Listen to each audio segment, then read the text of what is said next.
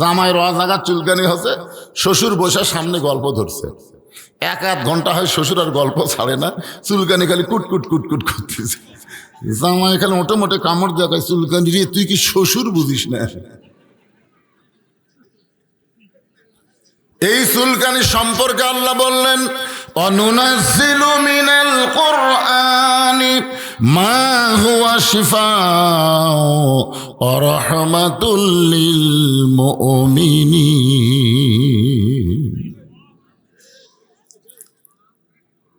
সব সমস্যার সমাধান। যারা বলতেছেন না তারা কোরআনের এই আয়াত কি অস্বীকার করতেছেন? তাহলে সবাই গলা ছেড়ে বলবেন। আমি যেই বলবো সব সমস্যার সমাধান, আপনার বলবেন দিতে পারে আল কোরআন। সব সমস্যার সমাধান আলহামদুলিল্লাহ। একটু মনোযোগ দিয়ে শুনবেন। এখানে আল্লাহ বলতেছেন এই কিতাবের মধ্যে কোনো সন্দেহ নাই, এই কিতাব পাইকার হারে সবাইকে হেদায়েত দিবে না, কেবলমাত্র মুত্তাকি বান্দা বান্দি যারা আল্লাহর কোরআন থেকে হেদায়েত পাবে তারা। এই মুত্তাকি সম্পর্কে আল্লাহ অন্য জায়গায় বলতেছেন, ইয়া আইয়ুহাল্লাযীনা আমানুত্তাকুল্লাহা হাক্কা তুকাতিহি ওয়া লা তামুতুন্না ইল্লা ওয়া আনতুম মুসলিমুন।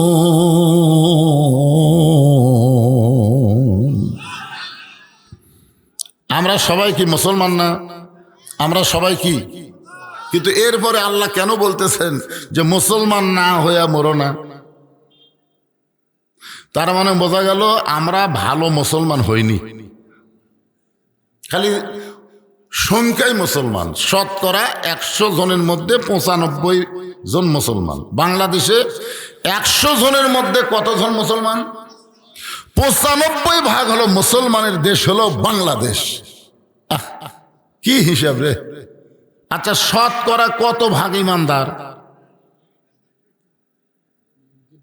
না, মুসলমান হলাম শতকরা 95, কিন্তু শতকরা ইমানদার কত ভাগ?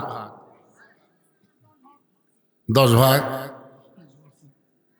মানে ইমানদারের ভাগ আমরা বলবারই পারতেছি না। তবে মুসলমানের হিসাব আমরা জানি যে 100 জনের মধ্যে 95 ভাগ মুসলমান এই বাংলাদেশে আছে। গেটের লোক কিভাবে চাপাবেন?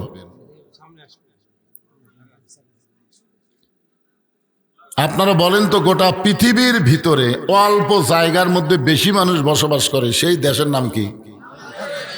তা আপনারা তো ভালোই জানেন। মানে আয়তন অনুযায়ী সবচেয়ে বেশি মানুষ বসবাস করে বাংলাদেশে। এরপরও 12 লক্ষ রোহিঙ্গা মুসলমানকে জায়গা দিয়েছে কোন দেশ? তাহলে আপনারা কি বোঝেন জায়গা দেওয়ার অভ্যাস আমাদের নাই? তো যারা আশেপাশে দাঁড়ায় আছে, দরজাত খাড়া হয়ে আছে, এরা কি রোহিঙ্গা? এরা তো হামাকেরই ভাই। তো ওদের বসতে দেওয়ার জন্য শীতের রাতে একটু চাপিয়া বসার দরকার আছে না নাই? কোন আছে না নাই ভাইজান? এই জন্য একটু চাপেন তো। এখনো ওয়াজ শুরু হয়নি, একটু চাপেন। আল্লাহর রাস্তায় সামনের দিকে চেপে বসেন আর জিকির করেন। এই যারা দাঁড়িয়ে আছেন, দাঁড়িয়ে থাকবেন কেন? বসবেন, বসার জায়গা পালি বসবেন, বসার জায়গা পালি আপনার বসে যাবেন। একটু জিকির করেন আর সামনে আসেন, জিকির করেন, একটু সামনের দিকে আসেন।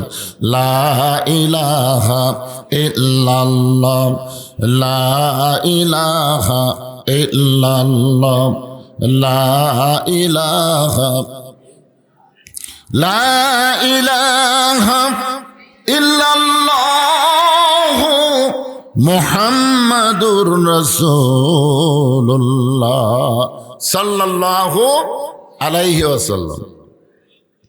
আমি এই পবিত্র কোরআনের রাষ্ট্র, সমাজ, পরিবেশ নিয়ে কথা বলতেছিলাম। ইতিমধ্যে সাইড থেকে এক বিএনপির লোক বলতেছে, হুজুর হুজুর এইটা ছাড়া কেউ ওয়াজ নাই। আমি বললাম, ভাইজান তোমার বাজলো কোন জায়গায়? শহীদ প্রেসিডেন্ট জিয়াউর রহমানকে যখন হত্যা করা হলো চিটাগাংয়ের সার্কিট হাউসে, তখন তার লাশের কাছে রক্ত মাখা একটা ব্রিফকেস পড়ে ছিল।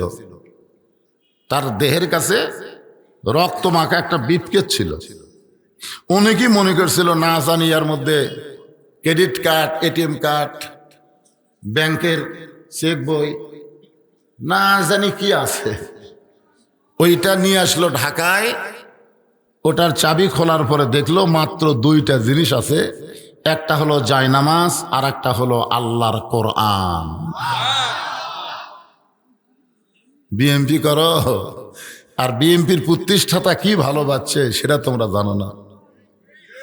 যেই লোকটা শহীদ হওয়ার সময় তার লাশের কাছে জায়নামাজ আর কোরআন পাওয়া যায়, এমনি আল্লাহ তাকে এত সম্মান দেয় নাই। আমাদের মোস্তাফিয়া ডবল টাইটেল সরকারি মাদ্রাসার প্রিন্সিপাল আল্লামা নজিবুল্লাহ রহমতুল্লাহ আলাই, তাকে আমরা জিজ্ঞাসা করছিলাম, হুজুর শহীদ প্রেসিডেন্ট সম্পর্কে আপনার মন্তব্য কি? উনি বলেছিলেন হযরত ওমর ফারুকের সিমটম। জোরে কোন সুবহানাল্লাহ।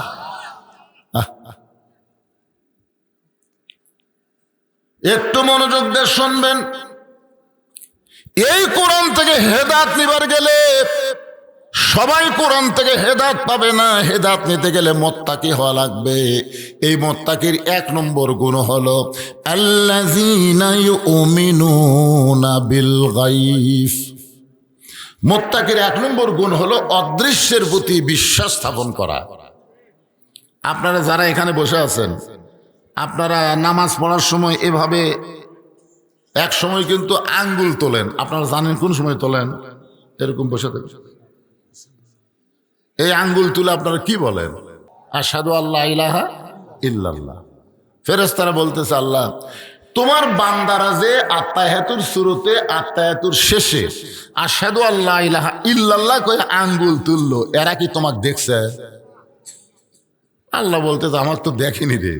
তো আপনাকে না দেখে যারা আঙ্গুল তুলে আপনাকে সাক্ষী দেয়, এদের রেজাল্ট কি? আল্লাহ বলতেছে, এই সাক্ষী দেওয়ার কারণে এরাই মুত্তাকি, এরাই বিনা হিসাবে জান্নাতি। কি মনে করছেন? এভাবে আঙ্গুল তুলে আপনি সরাসরি আল্লাহ সাক্ষী দিচ্ছেন। আপনি কত ভালো মানুষ, আত্তাহিয়াতুর মধ্যে আঙ্গুল তুলে আল্লাহ সাক্ষী দিলেন। আপনি সেই মানুষ আসরের নামাজ পড়ে জমির ধান দেখবার গেলেন, ধান দেখবার যায় দেখে ওপর জমির পানি চলমল করতেছে, নিচে আর জমির পানি নাই। চিন্তা করতেছে, কে ওপরে এত পানি, আমার পানি নাই। তখন কিন্তু যার দিকে আঙ্গুল তুলিছে ওদিকে তাকায়নি, চারিদিকে তাকা দেখে কেউ নাই। ওই আস্তে করে বসে বিসমিল্লাহ কয়ে জমির আল কাটছে। ওই মনে করছে বিসমিল্লাহ করলে বোধহয় হালাল হবে। বিসমিল্লাহ কয়ে জমির আল কাটে ওই পানি দিয়ে হাত ধোছে। ওই পানি দিয়ে হাত ধুয়ে আবার দাঁড়ায় চারিদিকে তাকায় বলতেছে, আলহামদুলিল্লাহ, কেউ দেখেনি।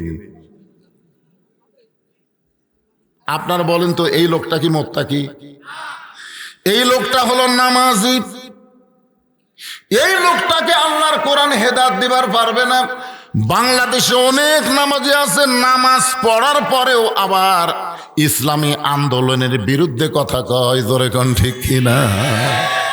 নামাজও পড়ে, আবার মানুষের তৈরি আইন মানবে, কিন্তু আল্লাহর কোরআনের আইন পছন্দ করে না। এটা শুরু হয়েছে কখন জানেন? আল্লাহ নবী হিজরত করে যখন মদিনায় গেলেন,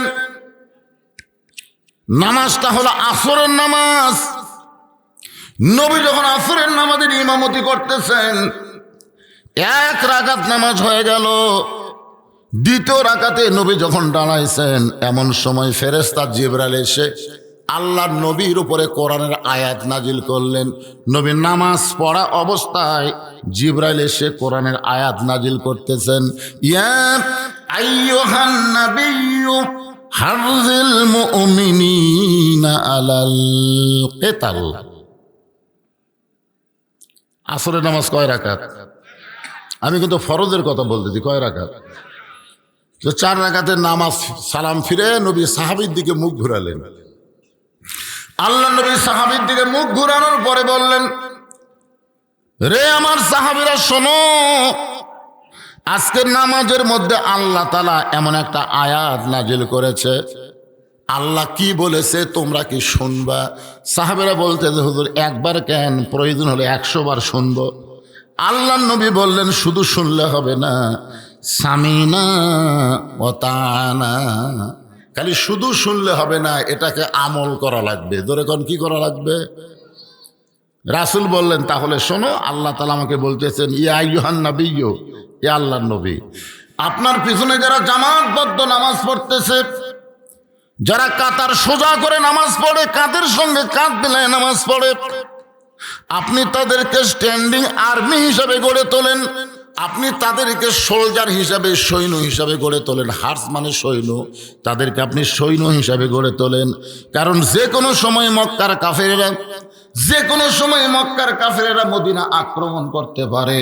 আর মদিনা যখন আক্রমণ করবে তখন দোয়া দিয়া, দরুদ দিয়া, নামাজ দিয়া, রোজা দিয়া আপনি মদিনা রক্ষা করতে পারবেন না। এদের বিরুদ্ধে অস্ত্র ধরা লাগবে।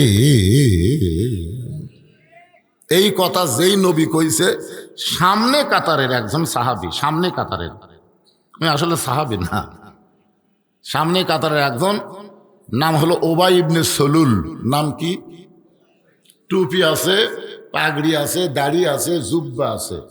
নবীর পায়ের সঙ্গে পা লাগায় বলতে যে হুজুর এটা না গন্ডগোলের আয়াত, আপনারা বলেন এটা এই আয়াত কি নবীর না আল্লাহর? বলতেছি ইয়া রাসূলুল্লাহ এটা না গন্ডগোলের আয়াত। সঙ্গে সঙ্গে নবী চমকে গিয়ে বললেন সাহাবীরা রে, আল্লাহ কোরআনের আয়াত নাজিল করলো, আর তোমাদের সঙ্গে জামাতে নামাজ পড়া সামনে কাতারের মুসল্লি আমাকে বলতেছে এটা গন্ডগোলের আয়াত। কে একটা আমি চিনবার পারলাম না। এমন সময় আল্লাহ তাআলা আয়াত নাজিল করলেন, অমিরান নাসি মাইয়াকুলু আমান্না বিল্লাহি ওয়া বিল ইয়াউমিল আখিরি ওয়া মা হুম বিমুমিনিন, যারা বলে আল্লাহ মানি, পরকাল মানি, সব কিছু বিশ্বাস করি, এরপরও আল্লাহ বলতেছেন তারা মুমিন নয়। শুধুমাত্র তারাই মুমিন নয়, যারা বাতিলের সঙ্গে আপোষ করবে, হকের পক্ষে লড়াই করবে না। আপনারা কি বাতিলের সাথে আপোষ করে ঈমান বাঁচাবার পারবেন? এ কথা বললেন কেন? আল্লাহর নবী 27টা যুদ্ধে বাতিলের বিরুদ্ধে হকের পক্ষে সেনাপতিত্ব করেছেন। নবী যদি সেনাপতি হয় আর নবীর উম্মত হয়ে খালি মেসাক মারে জান্নাত যাবে, এতই সোজা। একটু মনোযোগ দিয়ে শুনবেন। মুত্তাকির বৈশিষ্ট্য সম্পর্কে বলতেছি। মুত্তাকির সম্পর্কে আল্লাহ বললেন মুত্তাকির 1 নম্বর গুণ হচ্ছে আত্তাকুল্লাহ, ভয় করতে হবে কাকে? আরো জোরে বলেন। আল্লাহকে ভয় করতে গেলে বর্তমান যেই পরিবেশ বাংলাদেশে চলতেছে, এই পরিবেশে আল্লাহকে ভয় করা যাচ্ছে। আপনাকে আদমদিঘি কেন্দ্রীয় মসজিদে আপনি জোহরের নামাজ পড়বেন। কোন নামাজ? জোহরের নামাজ আদায় করবেন। নিয়ত করেছেন আমি সামনে কাতারে নামাজ পড়বো, এই নিয়তে আপনি মসজিদ দিকে রওনা দিয়েছেন, কিন্তু মসজিদের দরজাত গিয়ে দেখেন আপনার পায়ের স্যান্ডেলের দাম হলো 3000 টাকা। আপনি এখন বলেন তো আল্লাহর ভয়ে স্যান্ডেল দরজাত থুইয়া আপনি সামনে কাতারে নামাজ পড়তে পারবেন? তাহলে আপনি কার ভয় করবেন? না, মুত্তাকির 1 নম্বর গুণ হচ্ছে ভয় করা লাগবে কাকে? কিন্তু এখন 3000 টাকার জুতার কারণে আমি কিন্তু আল্লাহর ভয়ে জুতা দরজায় রাখা যাবার পারতেছি না। সর্বপ্রথম আমি জুতাটা হাতত নিলাম, অন্তর থেকে বলেন তো কার ভয়ে? আরো জোরে বলেন না কার ভয়ে? এরপরে সামনে কাতারে গিয়া আমি নামাজের নিয়ত করলাম, আমি নামাজ পড়লাম। ফেরেশতারা বলতেছে আল্লাহ তোমার যেই বান্দা আজকে সামনে কাতারে এত সুন্দর করে নামাজ পড়লো, তার নামাজের খবর কি? আল্লাহ বলতেছে নামাজ হয়নি। কেন? একই কলিজার মধ্যে চোরের ভয়, আল্লাহর ভয় একসঙ্গে যদি রয়, তার কোনোদিন নামাজ কবুল হয় না। আমার এক বন্ধু বগুড়া শহরে জায়গা কিনছে, 5-6 বছর হয়ে গেল বাসা করে না। তা আমি একদিন বললাম কে রে ভাই, তোর কি টাকার সমস্যা, তুই জায়গা কিনলি বাসা করিস না কেন? বলে ভাই বাসা করবার চাই, ভয়ে করতেছি না। আমি কিসের ভয়? বলে একেবারে ভিতর থেকে শুরু করে লিন্টন পর্যন্ত খালি চাঁদাই দেওয়া লাগবে, চাঁদা। তাহলে কিসের ভয়? বলে চাঁদাবাজের ভয়। মসজিদে দরজায় করতেছে চোরের ভয়, বাসা করবার পারতেছে না চাঁদাবাজের ভয়। ওয়াজ শেষ করে আমার মতন বক্তা রানীনগরে ওয়াজ শেষ করে বললাম, কে ভাই রাত বাজে এখন 1টা, আমি কোন দিক দিয়ে যাই? তখন বলতে যে হুজুর, আপনি যদি এই আবাদপুকুর থেকে চাঁপাপুর হয়ে কুন্দুক গ্রামে রাস্তা দিয়ে যান, তাহলে 2 জায়গা আপনি ধরবার পারে। কয় জায়গা ধরবার পারে? 2 জায়গা ধরবার পরে। রাস্তা কিন্তু তেলতেলা হুজুর, রাস্তা ভালো, কিন্তু এই 2টা জায়গা হয়তো আপনি ধরা খাবেন। আর আপনি যদি আবাদপুকুর থেকে রানীনগর হইয়া একে তাও সান্তাহারি রোড হওয়া চলবে না, আবার ঘুরে ওই কাঁঠালতলি রোড দিয়ে যদি আপনি নগাঁও হয়ে আসবার পারেন, তাহলে একটু রাস্তা বেশি হবে, কিন্তু ধরা খাবেন না। আমি এখন চিন্তা করতেছি কোন রাস্তা দিয়ে যাই। আপনারা বলেন তো, আমি কার ভয়ে চিন্তা করতেছি? আল্লাহর ভয়ে। তাহলে মসজিদের মধ্যে জুতা রেখে ঢুকবার পারতেছে না চোরের ভয়ে, তারপরে বাসা করবার পারতেছে না চাঁদাবাজের ভয়ে, রাস্তায় চলবার পারতেছে না ছিনতাইকারীর ভয়ে। এত ভয় যদি আমাদের কলিজার মধ্যে রয়, ঈমান নিয়ে মরা কঠিন হবে। জোরে কর কথা ঠিক কিনা? এখন সমস্ত ভয় থেকে যদি আমরা বাঁচবার চাই, তাহলে করণীয় আছে না নাই? এই জন্য আল্লাহ বললেন, আল্লাযী খলাকাল মাউতা ওয়াল হায়াতা লিয়াবলুয়াকুম আইয়ুকুম আহসানু আমালান ওয়া হুয়াল আজিজুল গফুর।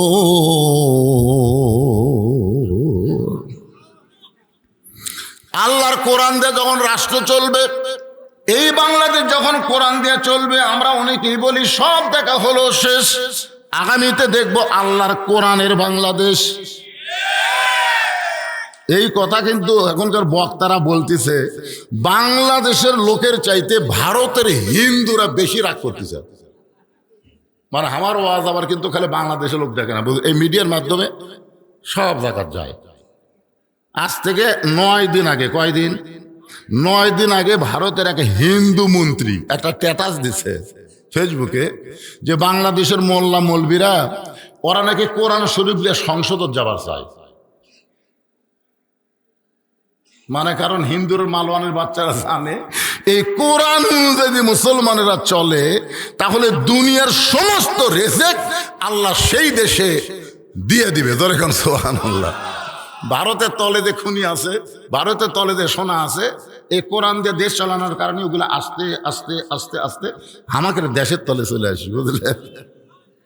আপনারা বলেন তো, সৌদি আরব কিন্তু শুধু সামান্য একটু কোরআনের আইন চালু করার কারণে মাটি খুললে আমরা পানি পাই, ওরা তেল পায়। সুবহানাল্লাহ না কেন? এখন ওরা চিন্তা করতেছে, যেই মোল্লা মুন্সিরা যে কোরআন শরীফ নিয়ে সংসদ যাবার চায়, এরা জানে বাংলাদেশের 3 দিকে ভারত, একদিকে বঙ্গোপসাগর। ভারত যদি একবার ধরে, এরা সাগর ডুবে মরে দেবে।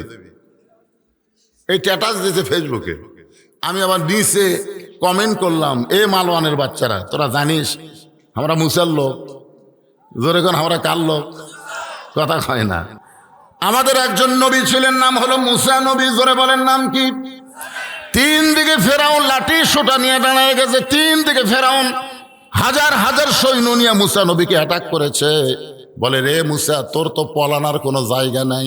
3 দিকে আমরা লাঠি নিয়ে দাঁড়াই আছি, সামনে হলো সাগর, এখন তুই যাবি কোন দিকে?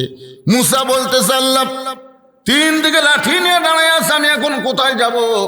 আল্লাহ বললেন, নাসরুম মিনাল্লাহি ওয়া ফাতহুন কারীব ওয়া বাশশিরিল মুমিনিন। তোমার হাতে কি লাঠি নাই? মুসা বলতেছে, আল্লাহ লাঠি তো একটা, এক লাঠি নিয়ে কি 1000 লাঠির সঙ্গে পারা যাবে? আল্লাহ বলতেছেন, ফেরাউনের সৈন্যদের দিকে লাঠি না মাইরা সাগরে লাঠি মারো। সাগরে লাঠি মারার সঙ্গে সঙ্গে আল্লাহ সাগরকে রাস্তা বানায় দিছে। আমি বললাম, রে মালওয়ানের বাচ্চারা, ভারতের হিন্দুরা, শুনে নে, আমাদের মুসা নবীর জন্য আল্লাহ যদি সাগরকে রাস্তা বানায় দেয়, আপনি বলেন তো বর্তমানে সে আল্লাহ আছে না নাই? আমাদের বাংলাদেশের মুসলমানের জন্য আল্লাহ সাগরকে রাস্তা বানায় দিবে। আর মালওয়ানের বাচ্চারা যখন সাগরের মধ্যে ঢুকবে, ওই ফেরাউনের মতোই আল্লাহ সুবড়াইয়া মারবে। পেটাজ দিচ্ছে, আমাদের হাতে পারমাণবিক বোমা আছে। এ টুপিওয়ালারা, এই মৌলবাদীরা বেশি চেঁচাস না, আমাদের ভারতের হাতে পারমাণবিক বোমা আছে।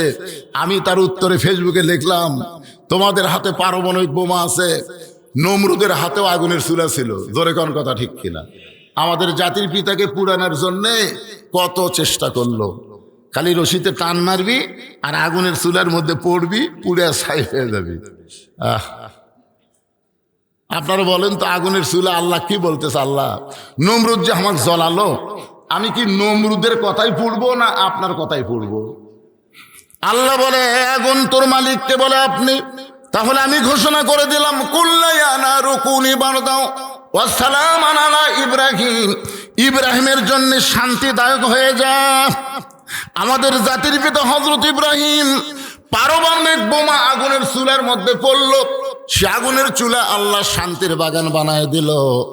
ভারত যদি এখন বাংলাদেশকে ধ্বংস করার জন্য একটা বোম মারে, মনে করেন একটা অ্যাটম বোম মারলো, কথার কথা, অ্যাটম বোম মারার পরে আপনাকে এই সান্তাহারি এলাকাতে এসে পড়লো, মিথ্যা না শোনেন ভাই, এই সান্তাহারি এলাকাতে এসে পড়লো, পড়ার পরে আচ্ছা আপনারা বলেন তো, নমরুদের আগুনের চুলা জ্বলাইছে কে? আল্লাহ জ্বলাছে। নমরুদ জ্বলাছে। যখন কে জ্বলাছে? অ্যাটম বোমা বানাইছে কে? ভারত। তাহলে যাই জ্বলালো তাই তো পুড়াবার পারলো না, পুড়ানোর ক্ষমতা কার হাতে? তাহলে অ্যাটম বোমা মনে করেন আপনাকে এই বড় আঁকের এলাকাতে এসে পড়লো, বিশাল একটা বোম, 27 টন ওজন। এরা মনে করছিল এক বোম মারমো গোটা বগুড়া সরকার হয়ে যাবে, কিন্তু বোম মাটির পড়ে বলতেছে, আল্লাহ, ভারতের মালওয়ানের বাচ্চারা তো বোম মারলো, তা আমরা বোম কি করব? আল্লাহ বলতেছে, ফুটিস না। নমরুদের আগুনের চুলাক আল্লাহ কি বলতেছে? জ্বলিস না। বোমক আল্লাহ বলতেছে, ফুটিস না। আপনারা বলেন তো, বোম কি ফুটতে পারবে?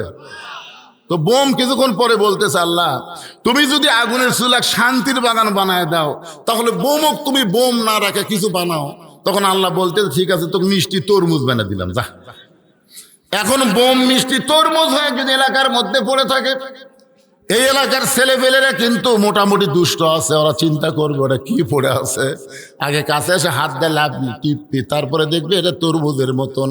বাড়ি থেকে সরিয়ে নিয়ে বটিয়ে নিয়ে যখন কাটা কাটা খায়, তারা দূর থেকে দূরবীন দিয়ে দেখতেছে আমাদের বোম বাংলার যুবকেরা কাটা কাটা খায়।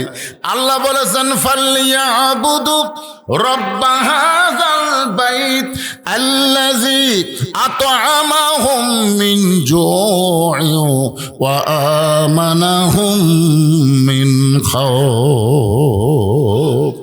ওই ঘরের মালিকের তোমরা গোলামি করো, ওই ঘর মানে ওই মসজিদের মালিকের তোমরা গোলামি করো, নামাজ পড়ো। আমি আল্লাহ তোমাদেরকে 2টা পুরস্কার সঙ্গে সঙ্গে দিব।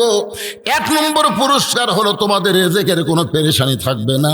আর 2 নম্বর পুরস্কার হলো, ভারত বলো, আমেরিকা বলো, ব্রিটেন বলো, ফ্রান্স বলো, কোন দেশের বোম থেকে, অ্যাটম থেকে আমি আল্লাহ তোমাদের পুরোপুরি নিরাপত্তা দিয়ে দিব।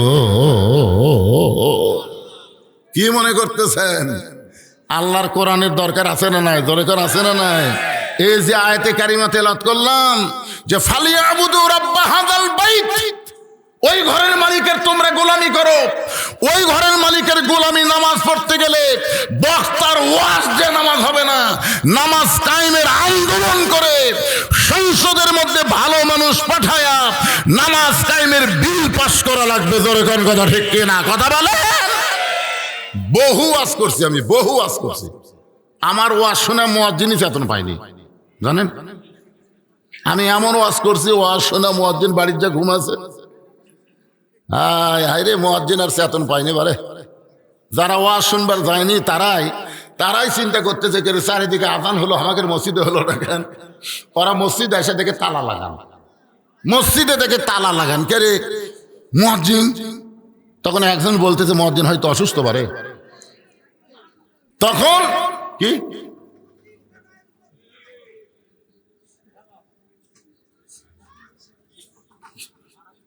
কি বলতেছে না, কথাটা বলেন ভাইজান, আমি কথাটাই বলি। তো এখন এই মুয়াজ্জিন সাহেব যায় দেখে বাড়ি ঘুম পাড়তেছে, এখন এই 2-3 জন ডাকতেছে, চাচা চাচা আপনার কি শরীর খারাপ নাকি? তো চাচা দরজা খুলে বলতেছে, ভাই কি হচ্ছে? চারিদিকে আজান হয়ে গেল, মসজিদ তালা খোলেননি।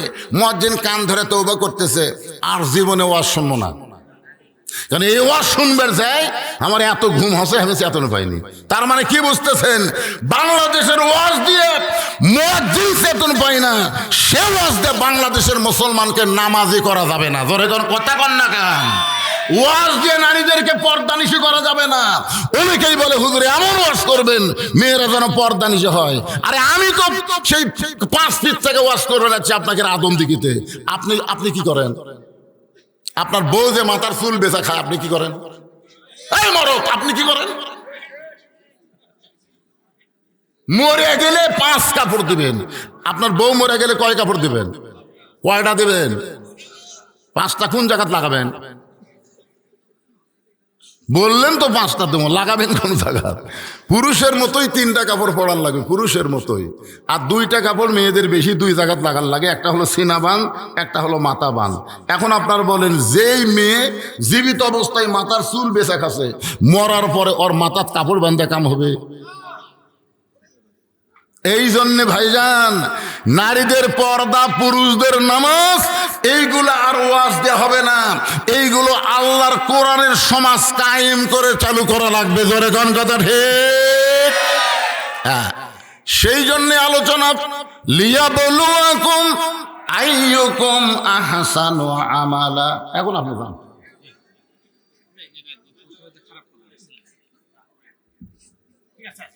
আচ্ছা ঠিক আছে, ভাইকে আমি বসালাম যে ভাই আবার চিন্তা করবি আমি যাওয়ার পরে বেন আর কি ওয়াজ করে।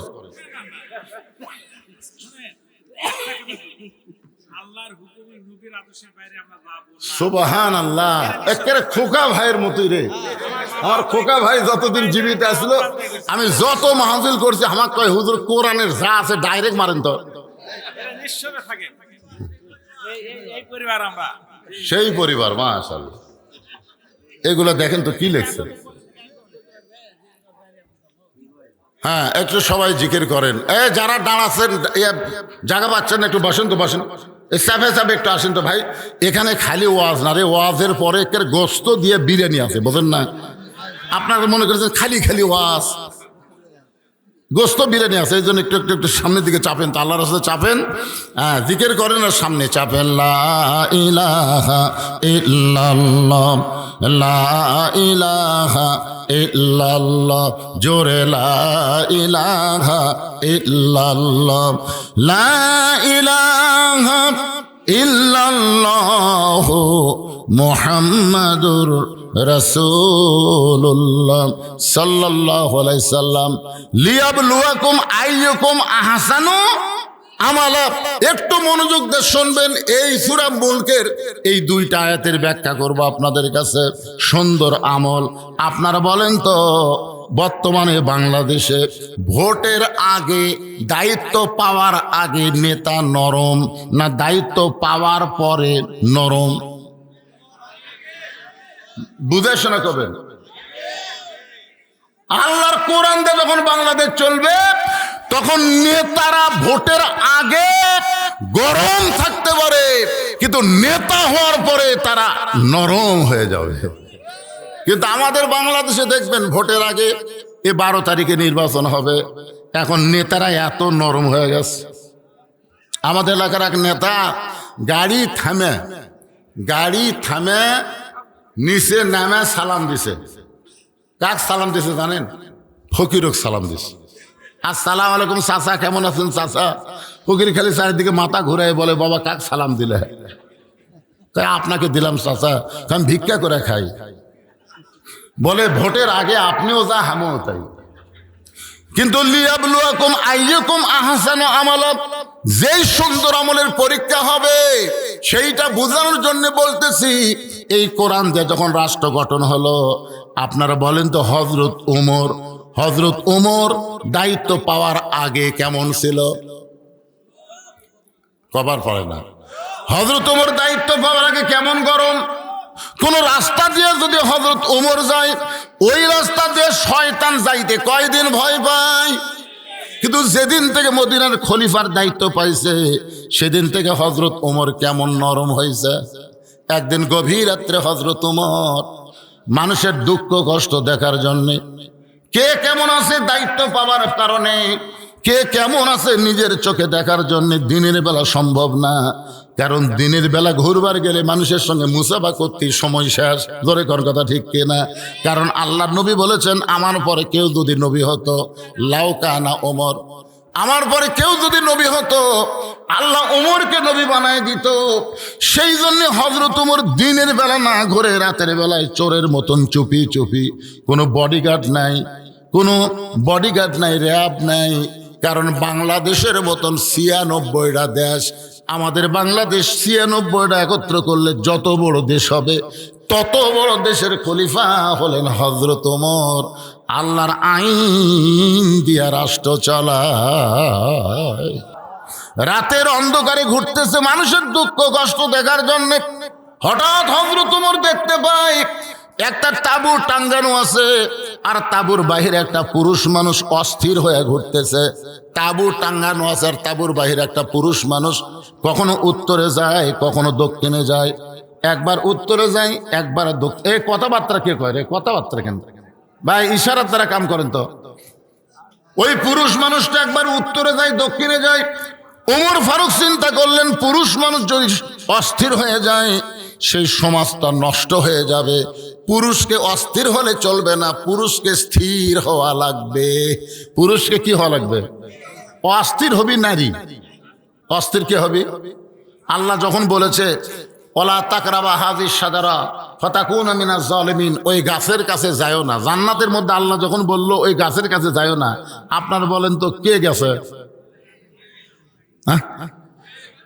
আদম আলাইহিস সালাম স্থির হয়ে বললেন, আল্লাহ যখন নিষেধ করেছে আমি যাব না।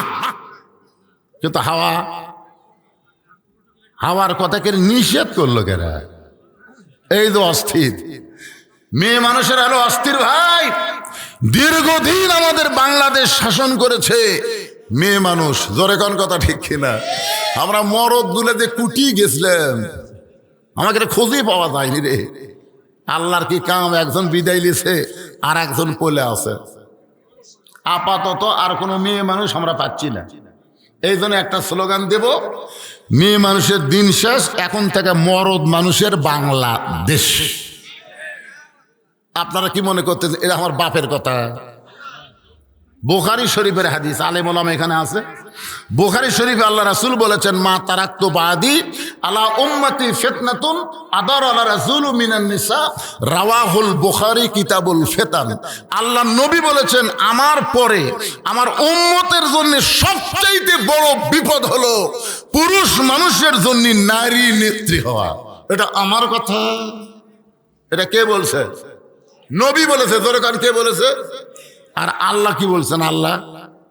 আল্লাহ বলেছেন, আর রিজালু কাওয়ামুনা আলান নিসা, পুরুষ থাকবে প্রধানমন্ত্রী আর নারী থাকবে কি বডিগার্ড। পুরুষ থাকবে উপরে, নারী থাকবে নিচে। একটু মনোযোগ দিয়ে শোনেন নবীর হাদিস এবং আল্লাহর কোরআনকে সামনে নিয়ে আমরা আগামীর বাংলাদেশ গড়বার চাই। আল্লাহ যেন তৌফিক দেয়। জোরে কোন আমিন, জোরে কোন আল্লাহুম্মা আমিন। এখন চলে আসেন, ওমর ফারুক অস্থির পুরুষটাকে দেখে চিন্তায় পড়ে গেলেন। পুরুষটা অস্থির হয়ে উত্তর দক্ষিণ ঘুরতেছে। ওমর ফারুক তাকে শান্তি দেওয়ার জন্যে, দুনিয়াতে যত দোয়া আছে সবচাইতে বড় দোয়া শান্তির হলো সালাম দেওয়া। যত দোয়া আছে, আপনার যখন কবরস্থানে যান, আপনার কবরস্থানে কবর জিয়ারত করেন না? আচ্ছা, কবর যায় কি খালি খালি মুখ লড়ান না? কিছু দোয়া দরুদ পড়েন, সূরা ইখলাস পড়েন, ইস্তেগফার পড়েন, আয়াতুল কুরসি পড়েন, বহু দোয়া পড়েন। তো সমস্ত দোয়া পড়ার আগে আপনারা কি দিয়ে শুরু করেন? আপনি যতই দোয়া পড়েন, সালামের চাইতে বড় দোয়া নাই। এই জন্য গোরস্থানে গিয়ে আগে সবচাইতে বড় দোয়া হচ্ছে আসসালামু আলাইকুম ইয়া আহলাল কুবুর। ওমর ফারুক অস্থির লোকটাকে স্থির করার জন্য সালাম দিলেন, আসসালামু আলাইকুম ইয়া আব্দুল্লাহ। লোকটা সালামের উত্তর দেয় না। ওমর ফারুক আবার সালাম দিলেন, আসসালামু আলাইকুম ইয়া আখি। লোকটা সালামের উত্তর দেয় না। ওমর ফারুক আবার যখন সালাম দিবার জন্য হাত তুলেছে, কেবল কছে, আজ সালামও কবারই পারেনি। আজ প্রতি লোকটা বলে, এই মিয়া বারবার খালি সালাম দাও মিয়া। আপনার বলেন তো কাক বলিছে? ওমর ফারুক রাস্তাতে গেলে শয়তান কয়দিন যায় না? ওটা কখন? যখন সাহাবী ছিল। আর যখন খলিফা হয়েছে তখন কি বলতে চাই, মিয়া মিয়া বারবার খালি সালাম দেশ মিয়া। তুই জানিস হযরত ওমর যেদিন থেকে আল্লাহর কোরআন দিয়ে রাষ্ট্র চালায় সেদিন থেকে দিনও যা রাতও তাই। সুবহানাল্লাহ না কেন? এই কথাটা কাক বলতেছে? ওমরকেই বলতেছে। হযরত ওমর যেদিন থেকে কোরআন দিয়ে রাষ্ট্র চালায় সেদিন থেকে দিনও যা রাতও তাই। আমি আমার গর্ভবতী বউকে নিয়ে অমুক এলাকা থেকে অমুক এলাকায় যাচ্ছিলাম, কিন্তু রাস্তার এই মাঝখানে এসে আমার বউটার প্রসব ব্যথা এমন বেড়ে গেল, আমার বউটার কষ্ট আমি সহ্য করতে না পেরে তাঁবুর ভিতরে আমার বউটাকে রাইখা আমি বাহিরে অস্থির হয়ে ঘুরতেছি, আর তুমি কি আমাদের খালি সালাম দাও। আমার বউটা তাঁবুর মধ্যে কষ্টে গ্যাঙ্গা গ্যাঙ্গি করতেছে, আমি কষ্টে সহ্য করতে না পারে বাহিরে উত্তর দক্ষিণ ঘুরতেছি, আর তুমি শুধু আমারে সালাম দাও। কি আমি বর্তমানে কি বিপদে আছি তুমি জানো? খালি সমানে সালাম মারো। ওমর ফারুক লোকটাকে এক টানে বুকের মধ্যে নিয়ে কপালে একটা চুমা দিয়ে বলতে দে, ভাইজান ইন্নাল্লাহা মা'আস সাবিরিন। কি নেতা রে! ক্ষমতা পাওয়ার পর গর্ভবতী বউটার কষ্ট আমি নিরোধ করার চেষ্টা করব। এই কথা বলে হযরত ওমর এক দৌড় মারলেন। অর্ধ জাহানের খলিফা হযরত ওমর গভীর রাত্রে এক দৌড় মারলেন, বাড়ির দরজায় গিয়ে ডাক দিলেন, আব্দুল্লাহর মা। ওমর ফারুকের ছেলের নাম হলো কি? আব্দুল্লাহর মা। আব্দুল্লাহর মা বলার সঙ্গে সঙ্গে দরজা খুলে গেল। ওমর ফারুক চমকে গিয়ে বলে, আব্দুল্লাহর মা, আমি না হয় পাগল হয়ে দায়িত্ব পায়া মানুষের দুঃখ কষ্ট দেখার জন্য রাতের ঘুমকে হারাম করেছি, কিন্তু তোমাকে ডাক দাও মাত্রই তুমি দরজা খুললা, তুমি কি ঘুমাও না? ওমর ফারুকের বিবি চোখের পানি বের করে বলে, স্বামী গো, আপনি যেদিন থেকে মানুষের দুঃখ কষ্ট দেখার জন্য রাতের ঘুম হারাম করেছেন আমি সেদিন থেকে ঘুমাই না। এই দরজায় দাঁড়িয়ে দাঁড়িয়ে আল্লাহর কাছে আপনার নিরাপত্তার জন্য দোয়া করি। সুবহানাল্লাহ জোরে কর পারলেন না? খালি নেতা ভালো হলে হবি না রে, নেতার বউ ভালো হওয়া লাগবে। আজকে বাংলাদেশের অধিকাংশ নেতা খারাপ হওয়ার পিছনে হলো ওর বউ। আজকে সিংড়ার পলক কুটি আর ওর বউ কুটি। ফান্দে পড়িয়া পলক কান্দে রে। হায় হায়, এত কোটি টাকা মারছে, বউ এখন কানাডায় আরাম মারতেছে। বউ কানাডায় আরাম করতেছে আর স্বামী জেলখানার মধ্যে কষ্ট পাচ্ছে। যদি পলকের বউ স্বামীকে যদি বলতো, তুমি একটা সামান্য এমপি প্রতিমন্ত্রী হয়ে এত টাকা কোথায় পাও? তুমি 10,000 টাকা বেতন পাও, 12,000 টাকা ভাড়া বাড়ি নাও, এই টাকা তুমি কোথায় পাও? আবার প্রতিদিন মাছ গোস্ত নিয়ে বাড়িতে আসো, এই টাকার উৎস কি? প্রত্যেকটা বাড়ির বউ যদি ঠিক হয়, পুরুষ মানুষ ভালো হতে বাধ্য হয়ে যাবে। জোরে কোন কথা ঠিক কিনা? কানতেছে ফাতেমা। হযরত আলীর কাছে একটা বইয়ের কথা বলতেছি, হযরত আলীর কাছে ফাতেমা কান্দে। আলী বলে, ফাতেমা কান্দার কারণ কি? বলে, স্বামী আপনি জানেন না আপনার হাসান হোসাইন না খাইয়া ঘুমায় গেছে। এরা ঘুম থেকে চেতন পাওয়ার পরে আমার কাছে খাওয়ার বায়না করবে, আমি এখন খাবার কোত্থেকে দিব? এই জন্যে গোটা ঘর খুঁজে দেখলাম আপনার পকেটেও পয়সা নাই, ঘরের মধ্যেও কোনো খাবার নাই, তাই আমার এই ওন্নাটা আপনাকে দিলাম। এই ওন্না বিক্রি করার যেই টাকা হবে এই টাকা দিয়ে একটু খাবার নিয়ে আসবেন। হযরত আলী ফাতেমার ওন্নাটাকে আমার পকেটের মধ্যে নিয়ে বাজার দিকে রওনা দিলেন। বাজারের মধ্যে গিয়ে বিবেক বলতেছে, আলী রে, ওন্নাটা বিক্রি করতে যখন চাবে তখন খরিদ্দার যদি জিজ্ঞাসা করে এই ওন্নাটা কার, তুমি যদি বলো আমার বউ ফাতেমার, তাহলে খরিদ্দার নিশ্চয় জিজ্ঞাসা মনে মনে চিন্তা করবে, যে মরদ মানুষ বইয়ের জিনিস বেচা খায় সেই পুরুষ হলো দুর্বল পুরুষ। আলী মনের মধ্যে কথা রেখে অন্যটা পকেটের মধ্যে নিয়ে গোটা বাজারের মধ্যে যখন ঘুরতেছিল, এমন সময় এক খরিদ্দার এসে সালাম দেয়, বলে আলী ভাই, আমার মনে হয় আপনি কিছু বিক্রি করবেন। হযরত আলী পকেট থেকে অন্না বের করে তাকায় দেখে খরিদ্দার একটা ব্যাগ তার সামনে ফাঁক করে ধরেছে। ওই ব্যাগের মধ্যে অন্নাটা ঢুকাই দিল। ওই খরিদ্দার একটা বারের জন্য ফাতেমার অন্নার দিকে তাকাইলো না। ওই ব্যাগের মুখটা ধরে হযরত আলীর হাতে 6টা দিরহাম দেয়া ফকিরটা যখন ওই খরিদ্দার যখন চলে গেল, হযরত আলী 6টা দিরহাম নিয়ে এক দৌড়ে খাবার দোকানে গেলেন। দোকানদারকে বললেন, ভাই দোকানদার, এই 6টা দিরহামের যেই খাবার হবে সেই খাবারটা একটু টোপলা করে দাও। আমার হাসান হোসেন কানতে কানতে ঘুমায় গেছে, ওরা ঘুম থেকে চেতন পাইলে খাবার জন্য বায়না ধরবে। দোকানদার 6টা দিরহামের খাবার টোপলা করে হযরত আলীর হাতে যখন দিবার চাই, আলী যখন পকেট থেকে 6টা দিরহাম বের করে দোকানদারকে দিয়ে টোপলা হাত দিয়ে নিবে, এমন সময় একজন সায়েলকারী ফকির এসে বলতেছে, আলী ভাই, আজকে 3 দিন হলে আমার বাড়িতে কোনো খাবার নাই, যদি পারো আল্লাহর রাস্তায় আমাকে একটু সহযোগিতা করো। হযরত আলী চিন্তায় পড়ে গেলেন যে 6টা দিরহাম দিয়ে সন্তানের জন্য খাবারের টোপলা নিব, আর সেখানে এসে ফকির ভাগ বসায়, আমি এখন কি করব?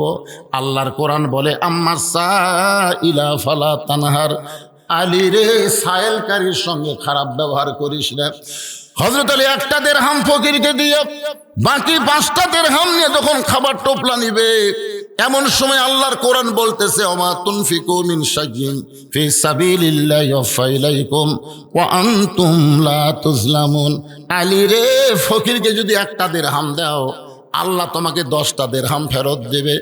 তুমি যদি ফকিরকে 2টা টাকা দাও, আল্লাহ তোমাকে 20টা টাকা দিবে। তুমি যদি ফকিরকে 6টা দিরহাম দাও, বিনিময়ে আল্লাহ তোমাকে 60 দিরহাম দিয়ে দিবে।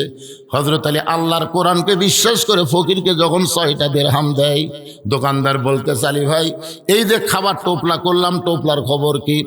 আলী বলতেছেন, 2 বস্তা খাবার প্যাকেট করো, আমার টোপলা দিয়ে কাজ হবে না। দোকানদারকে 2 বস্তা খাবার প্যাকেট করার পরে হযরত আলী বাজারের মধ্যে ঘুরতেছে, আর মনের মধ্যে বড় আশা। আল্লাহ কোনোদিন ওয়াদা খেলাপ করে না, জোরে কোন কথা ঠিক কি না?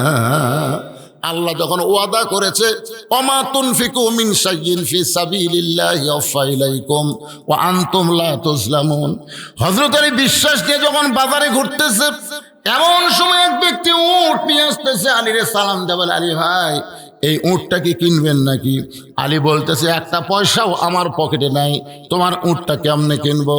উটওয়ালা বলতেছে, 100 দিরহাম বাকিতে উটটা কিনেন, বিক্রি করে আপনি টাকা দিবেন, এটাও কি আপনি পারবেন না? আলী 100 দিরহামে বাকিতে উটটা কিনে যেই মাত্র উটের বাজারে গেল, এমন সময় কয়েকটা খরিদ্দার এসে বলতেছে, আলী ভাই, উট কত দিয়ে বিক্রি করবেন, দাম কত নেবেন? আলী বলতেছে, আমি বলবো না, তোমরাই বলো কে কত দাম দিবা। এক খরিদ্দার কানে কানে বলতেছে, আলী রে, ওয়াজাতা বাজারে থাকার কোনো দরকার নাই, আমি তোমাকে 160 দিরহাম দিয়া দিলাম। হযরত আলী উটওয়ালাকে 100 দিরহাম ফেরত দিয়ে বাকি 60টা দিরহাম নিয়ে খাবার দোকানে গিয়ে বললাম, দোকানদার ভাই খবর কি? বলে, 2 বস্তা আপনার কথা মতো খাবার প্যাকেট করেছি। বলে, দাম কত হবে? বলে, 60টা দিরহাম দিলেই চলবে। হযরত আলী 60টা দিরহাম দিয়ে 2 বস্তা খাবার কান্দে নিয়ে বাড়ির দিকে আসতেছে, আর মনে মনে চিন্তা করতেছে, আমার ফাতেমা আজকে খুশি হয়ে যাবে, এক টোপলার জায়গায় 2 বস্তা খাবার কান্দে নিয়েছি, আমার বউটা আজকে বড় খুশি হবে। এই নিয়ত করে বাড়ির দরজায় এসে যেই মাত্র সালাম দিছে, আসসালামু আলাইকুম ইয়া হালাল বাইত, এই বাড়ির মধ্যে যারা আছো সবার প্রতি আল্লাহ রহমত বর্ষিত হোক। ফাতেমা দরজার ওপার থেকে বলতেছে, ওয়ালাইকুম আসসালাম, দরজা খোলা গেল না? আলী বলতেছে, ফাতেমা দরজা খোলো।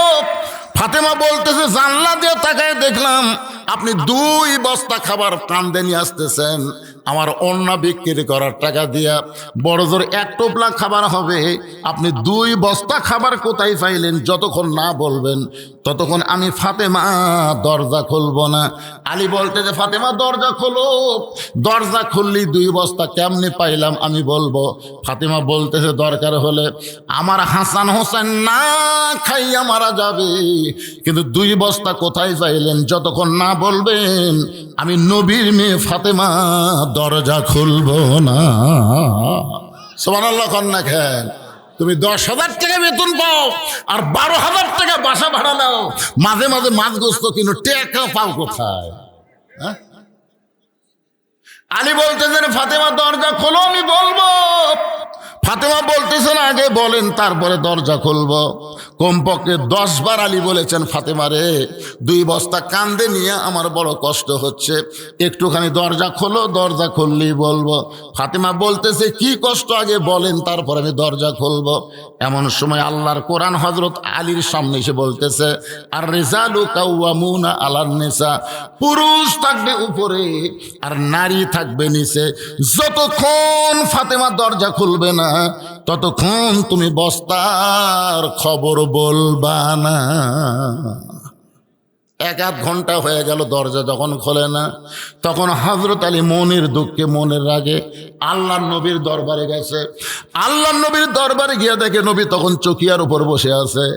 নবী এইটা দেখার সঙ্গে সঙ্গে খুশি হয়ে দৌড়ে এসে আলীর কপালে একটা চুমা দিয়ে আলীর কাঁধ থেকে 2 বস্তা নামায়া নিলেন। জোরে কোন সুবহানাল্লাহ।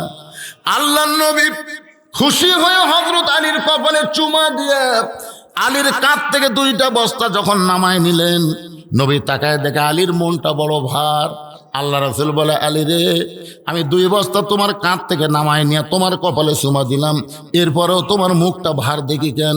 আলী বলতে যে হুজুর আপনি ভালো, হুজুর আপনি ভালো, কিন্তু আপনার মেয়ে যেই বলছে আপনার মেয়ে রাসূল বলতে যে খবরদার আমার মেয়ে পর্যন্তই জবান বন্ধ কর, এরপর আর কিছুই বলতে পারবি না।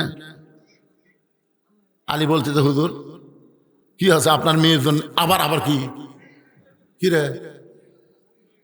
দুনিয়ার কত ধনী ধনী যুবক রে আমার ফাতেমাকে বিয়ে করবার চাইছিল, আমি কোন ধনী যুবকের প্রস্তাবকে গ্রহণ করি নাই। আমার আল্লাহ তাআলা ঘটকালি করে তোর মতন গরিব আলীর সঙ্গে আমার মেয়ের বিয়ে হয়েছে, আমার মেয়ের বিরুদ্ধে কিছুই বলবি না। আলী বলতে যে হুজুর, জোড়া হাত করে বলতে যে হুজুর কমপক্ষে 1 ঘন্টা ফাতেমার জন্য দরজায় দাঁড়িয়েছিলাম, বারবার আমাকে বলতেছে 2 বস্তা কোথায় পাইলেন, না বললে দরজা খুলবো না। আমি বলতেছি আগে দরজা খোলো তারপরে বলবো। আল্লাহ রাসূল মুস্কে হাসিতে বলে আলী রে ফাতেমা যদি দরজা খুলতো তাহলে তুই কি আমার কাছে আসতি? আলী বলতে যে হুজুর ফাতেমার দরজা খুললে আপনার কাছে আমি আসতাম না। রাসূল বলে এই জন্যে ফাতেমার দরজা না খুলে তোকে আমার কাছে পাঠায়া দিছে। লিল্লাহে তাকবীর। আলী বলতেছে ইয়া রাসূলুল্লাহ আপনার মেয়ে দরজা না খুলে আপনার কাছে পাঠানোর পিছনে কারণ কি? রাসূল বললেন মাত্র 4টা কারণ। জোরে বলেন কয় কারণ?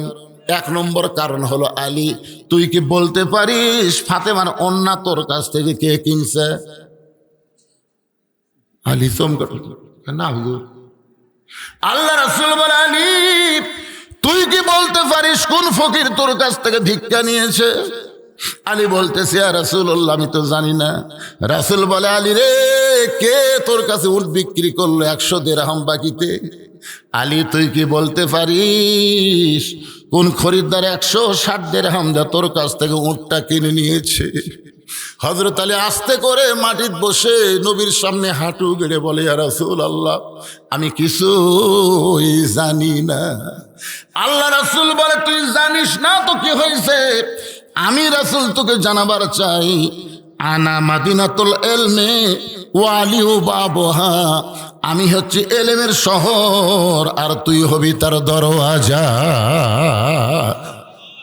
আলী কে তোর কাছ থেকে ফাতেমার ওন্না কিনলো? কোন ফকির তোর কাছ থেকে ভিক্ষা নিল? কে তোর কাছে 100 দিরহাম বাকিতে উটটা বিক্রি করলো? আবার কে খরিদ্দার হয়ে 160 দিরহাম দিয়ে উটটা কিনলো, তুই কি জানবার চাস? আলী বলতে যে হুজুর 1000 বার জানবার চাই। রাসূল বললেন তাহলে বস বস, আমি বলবো এখন তুই জানবি। তো হযরত আলী বসে গেছে জানার জন্যে। আপনারা কি জানবেন? জানবেন? কারা কারা জানবেন আল্লাহকে একটু হাত দেখান তো দেখি। লিল্লাহি তাকবীর, হাত নামান। ওমর ফারুক এক দৌড়ে বাড়িতে এসে বউকে বলছে আব্দুল্লাহর মা সঙ্গে সঙ্গে দরজা খুলে গেছে। মনে আছে না ভুলে গেছেন? আপনারা ভুলে গেলেও আমি সেই বক্তা না, যেটি ঘুরি লাস্টে কিন্তু ফিনিশিং একটাই, ধরে ঘন ঠিক কিনা? কিন্তু ভাই এই জায়গাতে আমার একটা কাম সারছে। আমি বললাম দ্বিতীয় বক্তাতে কিছু কাম করে নেন। এরা কয় না হুজুর বহুদিন পর আছেন, আপনি অন্তত 10-20টা মিনিট এই মাদ্রাসার জন্য একটু হাত বাড়াই দিবেন হুজুর। ভাইজান এই মাদ্রাসার জন্য, এই নবীর এতিম ঘরের জন্যে মাদ্রাসা দেখে কলিজা ভরে যাচ্ছে। সে মাদ্রাসার বার্ষিক কত খরচ, আরো কত কাজ বাকি আছে। জানলা কয়টা লাগবে? 8টা। ঠাইয়ের জানলা কি কয় আরো 1 ঘন্টা খনি করতে হয় কয় রে? আরে 1 ঘন্টাকে যদি আমি 1.5 ঘন্টা কই, আমার কি আজকের পরে ওয়াজ আছে? আমি একটা মেরে চলে যাচ্ছি, তার নাই তো। 1 ঘন্টাকে 1.5 ঘন্টা কম, অসুবিধা কি? আপনারা কি উঠে যাবেন? পোলা আছে যদি চলে যান, আমার গাড়ির পিছনে ব্যাগ ডালা বড়, বুঝছেন, সব পোলা বান্ধা নিয়ে যাবো, আমার এতিম খানাত খিলাম, অসুবিধা কি? না মিথ্যা কথা, তা নেব না ভাইজান। এই সর্বপ্রথম কোন আল্লাহর বান্দা এই মাদ্রাসায় একটা থায়ের জানলা দিবেন? 8টা জানলা, 8টা জান্নাত। সুবহানাল্লাহ বলেন। 8টা জান্নাত, 8টা জানলা লাগবে। একটা করে জান্নাত দিবেন, একটা করে জান্নাতের মালিক আল্লাহ বানায় দিবে। এতগুলো মানুষের মধ্যে সর্বপ্রথম একটা জানলা দিয়ে একটা জান্নাতের মালিক কে হবার চান? একজন আল্লাহর বান্দা বলেন হুজুর আমার বাড়িতে জানলা আছে কিন্তু নবীর ঘরে জানলা নাই, আমি নবীর মহব্বতের পাগল। আজকে যারা নবীর মাদ্রাসা একটা জানলা দিবে আমি দোয়া করে দেব, যে কোনো দিন রাতে স্বপ্নের ঘরে ওই ব্যক্তির সঙ্গে আল্লাহ নবীর যেন দিদার হয়ে যায়। নবীর মহব্বতে নবীর মাদ্রাসায় একটা জানলা, একটা জান্নাত। 8টা জানলা, 8টা জান্নাত। আসেন কোন আল্লাহর বান্দা পারবেন? সর্বোচ্চ একটা জানলার দাম কি 1 কোটি টাকা? একটা জানলার দাম কত হবে? মাত্র 8,000 টাকা।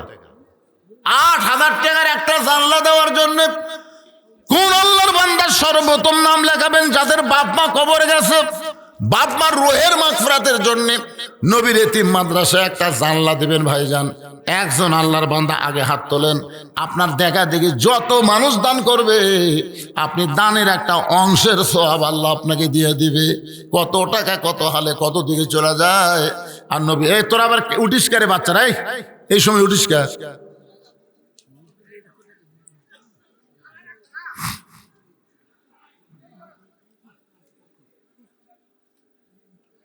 কতক্ষণ ধরে বসে থাকি? চাচা একটা জানলা দেন, বা দেন বারে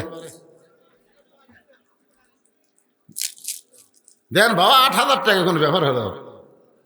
দেন দেন। এতগুলো মানুষ, একটা মানুষ একটু সাহস করে বলেন তো হুজুর নবীর ঘরে, আল্লাহর নবীর ঘর, মাদ্রাসা কার ঘর? বিশ্বাস করেন না? আর দেন বা না দেন, মাদ্রাসা কার ঘর? হ্যাঁ নবীর ঘর। মসজিদ হলো আল্লাহর ঘর, মাদ্রাসা হলো নবীর ঘর। সেই নবীর ঘরে একটা জানলা দিবেন। একটা জানলা দেওয়ার কেউ নেই। আজকের মাহফিলের প্রধান অতিথি কি দিয়ে গেল? আলহাজ আব্দুল মহিদ তালুকদার কিছু দেয়নি, আর ওর ভাই যাচ্ছিল কিছু দেয়নি। জানলার দাম দিচ্ছে না কম, তারও কম। আচ্ছা ঠিক আছে, জনাব খন্দকার আবু তাহের দীপু, উনি কে? আপনি এখন কি করতেছেন?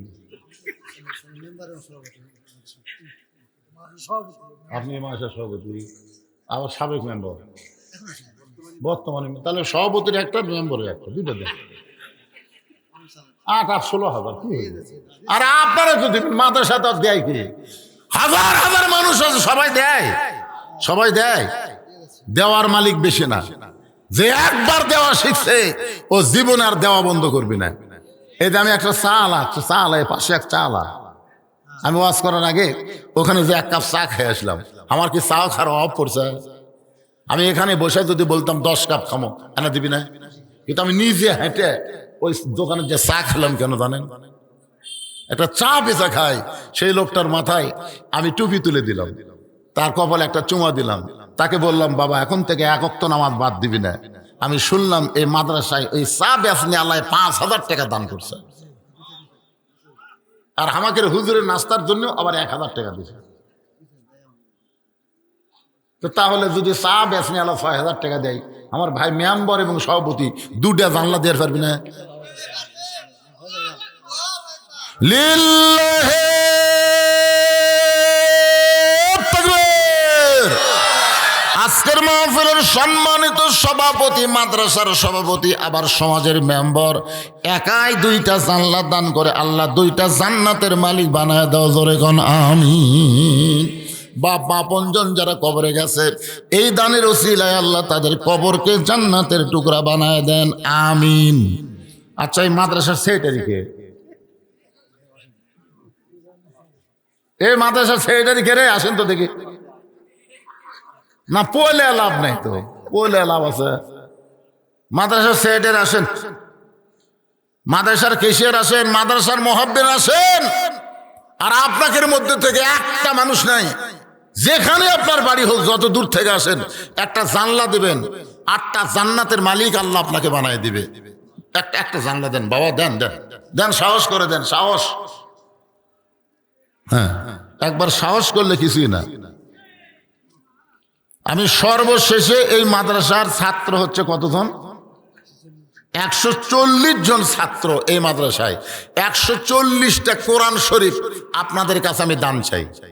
সর্বশেষে 140টা কোরআন, এতগুলো মানুষ 140টা কোরআন শরীফ দেবেন। সবাই দেওয়া লাগবে না, যার দেওয়ার মতন ভাগ্য আল্লাহ দিবে। পৃথিবীর শ্রেষ্ঠ দান নবীর মাদ্রাসায় একটা কোরআন।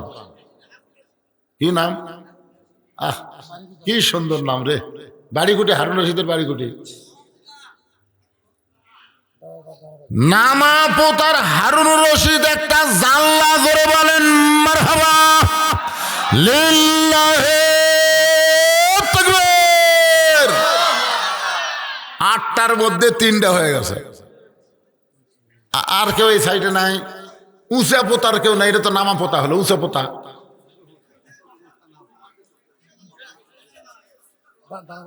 খোরশেদ আলম একটু ডানান তো ভাইজান। এই যে আপনি একটা জানলা, খোরশেদ, এটা কোন পোতা? খোরশেদ আলম উপর পোতায় একটা জানলা, ধরে বলেন মারহাবা। নামা পোতা, উপর পোতা, দেখছেন? 2 পোতা থেকে 2টা জানলা পাওয়া গেল। তাহলে সর্বসাকল্যে 4টা হয়ে গেল, আর মাত্র 4টা লাগবে।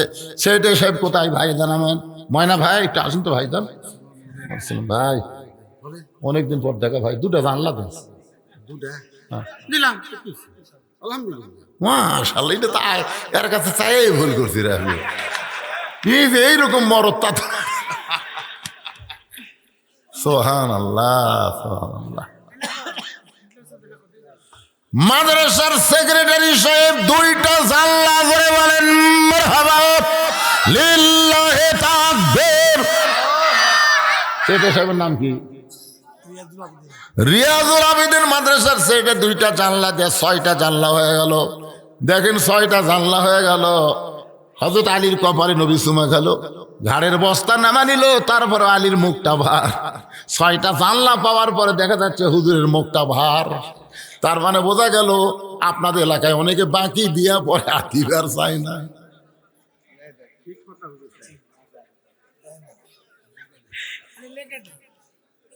আরে হুজুর হাসেন তো হুজুর, এবার দিবি, এবার দিবি ইনশাল্লাহ। 6টা হয়ে গেছে, আর 2টা লাগবে ভাইজান। আপনাদের মধ্যে এই সাইডে কোনার দিকে একটা দানবীরও নাই? আপনাদের মধ্যে একজনও না, একটা জানলা দেন। 8টা জানলা হয়ে যায়। এই শীতের দিন জানলা না থাকলে হয়? মাদ্রাসার কেশিয়ার কে? মাদ্রাসার কেশিয়ার নাই? মহতামি সাহেব নিজেই কেশিয়ার, তো হুজুর কি করবেন আপনি কোন তো? আপনি আবার এই দায়িত্ব কি লিখেছেন? দেন একটা জানলা দেন, কি করবেন? লিল্লাহে তাকবীর। মাদ্রাসার মহতামিম মাদ্রাসার কেশিয়ার একটা জানলা ধরে বলেন মারহাবা। আর একটা লাগবে, এই চান্স লাইন তো কে নেবেন? একটা জানলা কোন মাসুদ ভাই দিবেন একটা জানলা? জনাব মোহাম্মদ মাসুদ সাহেব একটা জানলা ধরে বলেন মারহাবা। জানলা লাগতো 8টা, হয়ে গেছে 8টার জানলার দরকার নাই। এখন 100 কয়টা ছাত্র? 40টা কোরআন শরীফ লাগবে। একটা কোরআন শরীফ মাত্র 500 টাকা। আপনি 500 টাকা দিবেন, একটা কোরআন শরীফ দেওয়ার সওয়াব আল্লাহ আপনার আমল নামায় দিবে। যদি বাপ মা কবরে যায়, এই দানের ওসিলায় আল্লাহ বাপ মার কবরকে জান্নাত বানায় দিবে। এই কোরআন শরীফ কিন্তু বাকি আদায় হবে না, এই কোরআনটা নগদ আদায় করা লাগবে। আল্লাহর কোন বান্দা পারবেন? সর্বপ্রথম কোরআন হাত তুলছেন তো, একটা কোরআন শরীফ দেওয়া লাগে। আসেন ভাই, এটা নগদ দেওয়া লাগবে, 500 টাকা নিয়ে আসেন। একটা কি দিবি? টাকা নগদ দিছে? এ কোরআন শরীফ বাকি বিক্রি হয় না, এরা কোরআন শরীফ কিনবার যায় না কেরে? কোরআন শরীফ বাকি হয় তাই নগদ। 140টা কোরআন শরীফে হাজার হাজার মানুষের মধ্যে আমি 140টা কোরআন শরীফ চাইছি। সবার ভাগ্যে হবে না। পৃথিবীর শ্রেষ্ঠ দান নবীর মাদ্রাসা একটা কোরআন। হাতে ধরেন, এই দেখেন আল্লাহর বান্দা এসে গেছে, মাশাআল্লাহ।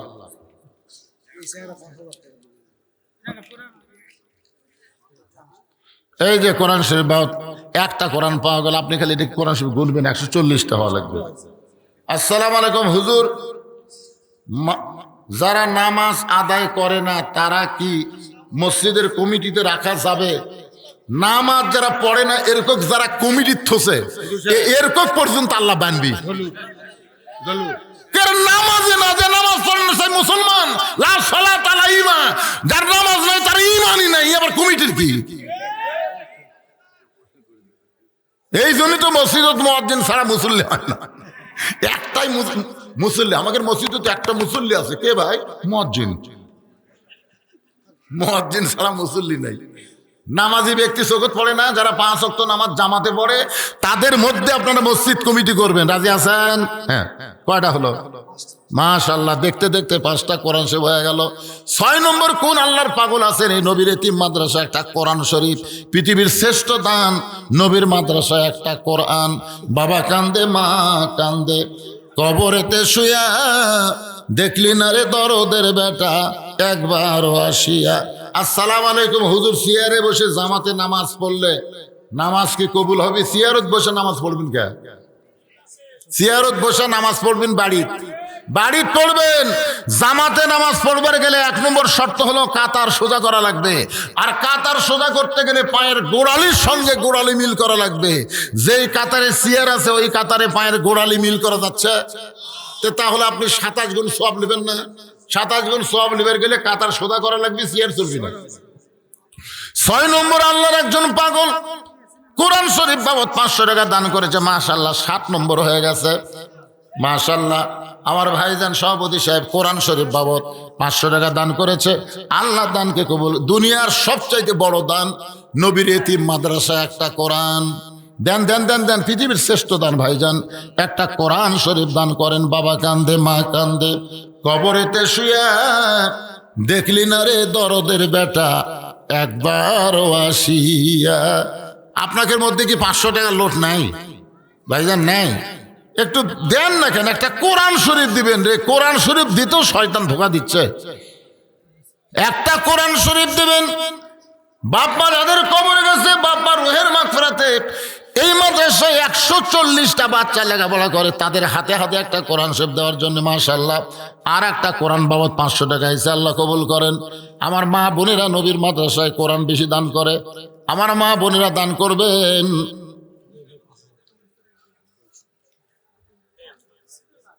আপনাদের এলাকার নতুন কি রে ওয়াইফাই ব্যবসায়িক মোহাম্মদ আব্দুল আজিজ আপনাদের এলাকায় মানে বুঝছি না। ওয়াইফাইয়ের ব্যবসা করে। আব্দুল আজিজ আবিদ সাহেব 5,000 টাকা দান করবেন। কেরে দান করবেন কেরে? ব্যবসার তো মোটামুটি সবই লাভ, লগত দাও।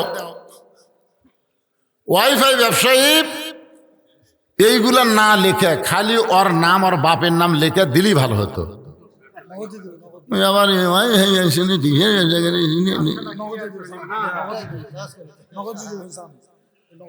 নগদ দিবি, দেন নগদ দাও।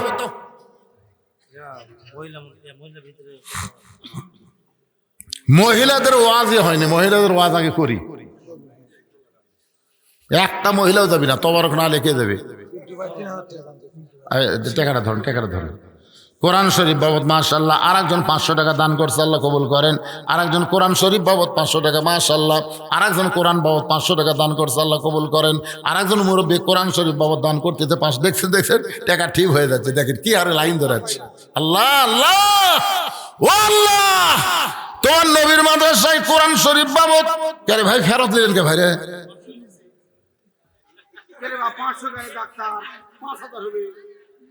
না এটা না, ঠিক আছে। আরে ভাই যাই যত দান করবি তাই তত বরকত পাবি ভাই। জান এই যে শোনেন, এই ওয়াইফাই ব্যবসায়ী কুটি গেল, ই বল নগদ দিবি কুটি গায়ে দিচ্ছে। আর কতক্ষণ লাগে বাইর করতে? দাও বাবা দাও, নগদ দিলে ব্যবসা ভালো। আপনাদের মধ্যে আর কোনো আল্লাহর বান্দা নাই? দেখেন 500 টাকা ঠিক হয়ে গেছে কোরআন শরীফ বাবদ। মাশাআল্লাহ। আল্লাহ কি এটা কি ব্যাটারি রিক্সা না পাও দেয়া? ব্যাটারির চার্জার না ফুরাই দোয়া করেন না কেন? আর একবার ব্যাটারি তুললে যেন 4 বছর যায়। নতুন করার ব্যাটারি ভরান যান না। আল্লাহ পারে কি পারে? কথা কন না কেন? পারে কি পারেন? আল্লাহ ব্যাটারি চার্জার রিক্সা চলায় সেই ব্যক্তি কোরআন শরীফ বাবদ 500 টাকা দান করছে। আল্লাহ তুমি তার প্রতি খাস রহমত নাজিল করো, আমিন। ঠিক আছে।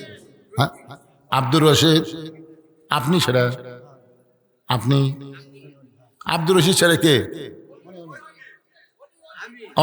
একটু জিকির করেন লা ইলাহা ইল্লাল্লাহ, জোরে লা ইলাহা ইল্লাল্লাহ, লা ইলাহা ইল্লাল্লাহ, লা ইলাহা ইল্লাল্লাহ, লা ইলাহা ইল্লাল্লাহ, লা ইলাহা। ওমর ফারুক আব্দুল্লাহর মা বলার সঙ্গে সঙ্গে দরজা খুলে যায়। ওমর ফারুক চমকে গেল। আব্দুল্লাহর মা, আমি না হয় দায়িত্ব পাওয়ার পরে নরম হইয়া মানুষের দুঃখ কষ্ট দেখার জন্য ঘুম বাদ দিয়েছি, কিন্তু তোমাকে ডাকার সঙ্গে সঙ্গেই তুমি দরজা খুলে দিলা, কারণ কি? আব্দুল্লাহর মা ওমর ফারুকের স্ত্রী বলে, স্বামী গো, আপনি যেদিন থেকে রাতের বেলা মানুষের দুঃখ কষ্ট নিজের চোখে দেখেন, সেদিন থেকে আমি ঘুমাই না। আমি সারা রাত দরজায় দাঁড়িয়ে দাঁড়িয়ে আপনার নিরাপত্তার জন্য আল্লাহর কাছে দোয়া করি। ওমর ফারুক বিবির কপালে একটা চুমা দিয়ে বললেন, বিবি রে, জান্নাতে যদি যাবার চাও তাহলে আমার সঙ্গে এখনই রওনা দাও। তুমি কি জান্নাতে যাবার চাও? তাহলে আমার সঙ্গে এখনই জান্নাতে যাওয়ার জন্য রওনা দাও। সুবহানাল্লাহ না কেন? বউটা বলে, স্বামী গো, আমি সব সময় জান্নাতে যাওয়ার জন্য দোয়া করি, সব সময় দোয়া করি, আল্লাহুম্মা ইন্না নাসআলুকাল জান্নাতা ওয়া নাউযু বিকা মিনান নার। আমরা সব সময় দোয়া করি কি করি না? এই করেন না আপনারা? এই রমজান মাস আসলেই দোয়া তো আরো বেড়ে দেবে। আল্লাহুম্মা ইন্না নাসআলুকাল জান্নাতা নাউযু বিকা মিনান নার। ওমর ফারুক বললেন, বিবি, শুধু দোয়া দিয়ে জান্নাতে যাওয়া যাবে না, জান্নাতে যাইতে গেলে দাওয়া লাগবে, দাওয়া। আজকে আমরা খালি দোয়া দিয়ে কাম সারতেছি। কি দিয়া? কথা কয় না। দোয়া, দোয়ার দিন আছে। আর এই যে পুচকা গুলা, এই যে 3টে গল্প করতে দেখছেন কি হারে, এরকে ধান্দা কি? ছোট বাচ্চা নিয়ে আসে, হুজুর খালি কান দেখতে দোয়া করেন তো, আয়াতুল কুরসি পড়ে ফু দিন রে, কাম হয় না। পরে এসে কয় হুজুর এক গ্লাস পানি পড়ে দেন তো। সূরা ফাতিহা ফালাক নাস পড়ে ফুঁ দিলাম, খিলানোর পর আরো জোরে কামড়ে। আমার কয় হুজুর দোয়ার দিন নাই, দোয়ার দিন শেষ হয়ে গেছে। কিছুদিন পরে বললাম মা কান্দে না, কেন না হুজুর আর কানবি কেন? তো কি দিয়ে বন্ধ হলো? কয় যখনই কান্দে মোবাইল চালু করে দেই। আমার বাচ্চা মোবাইল ছাড়া ভাত খায় না। চিন্তা করে দেখেন, যেই সময় দোয়া দেখাম হচ্ছে না, মোবাইল দেখাম হচ্ছে। আর খালি দোয়া করবেন জান্নাতের জামা, এতই সোজা।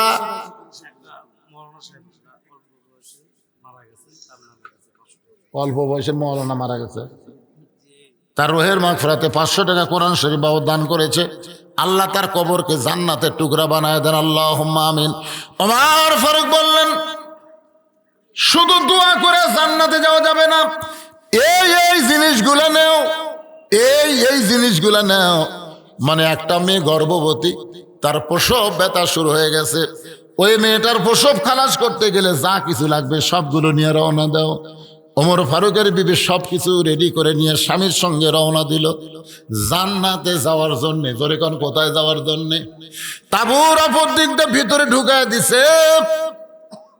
ওমর ফারুকের বিবি তাঁবুর মধ্যে ঢুকেছে, আর লোকটা খালি সামনে অস্থির হয়ে ঘোরাঘুরি করতেছে। ওমর ফারুক কাছে গিয়ে বললেন, ভাইজান আর কোনো টেনশন নাই, আমি একটা ভালো ধাত্রী তাঁবুর মধ্যে ঢুকাই দিছি, আপনার বউ নিয়ে আপনাকে আর কোনো টেনশন করা লাগবে না, আর কোনো চিন্তা করবেন না।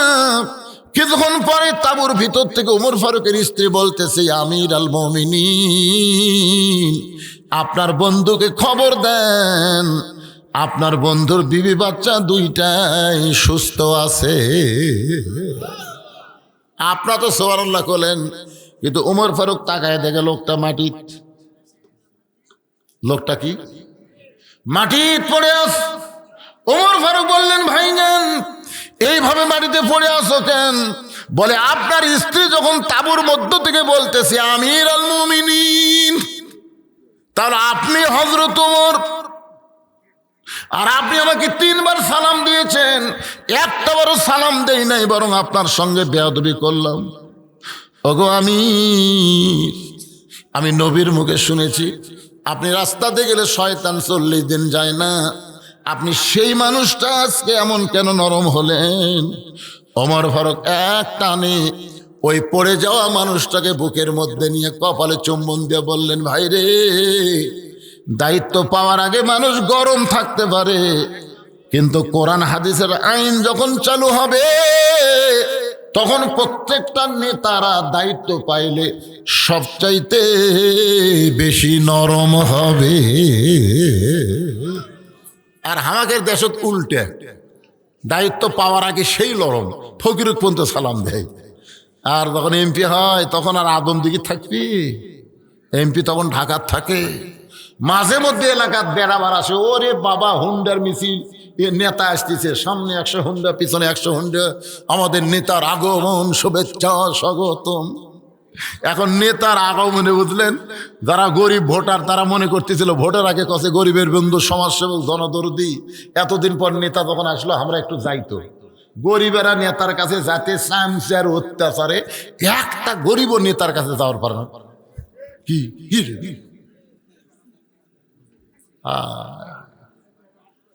কি বুঝতেছেন? এই জন্য মানুষের সংবিধান, মানুষের আইন চলবে না। 90% মুসলমানের দেশে আল্লাহর কোরআন চলতে হবে। জোরে বলেন কত ঠিক কিনা? কারা কারা আল্লাহর কোরআনের পক্ষে 2 হাত তুলে আবার আল্লাহকে হাত দেখা।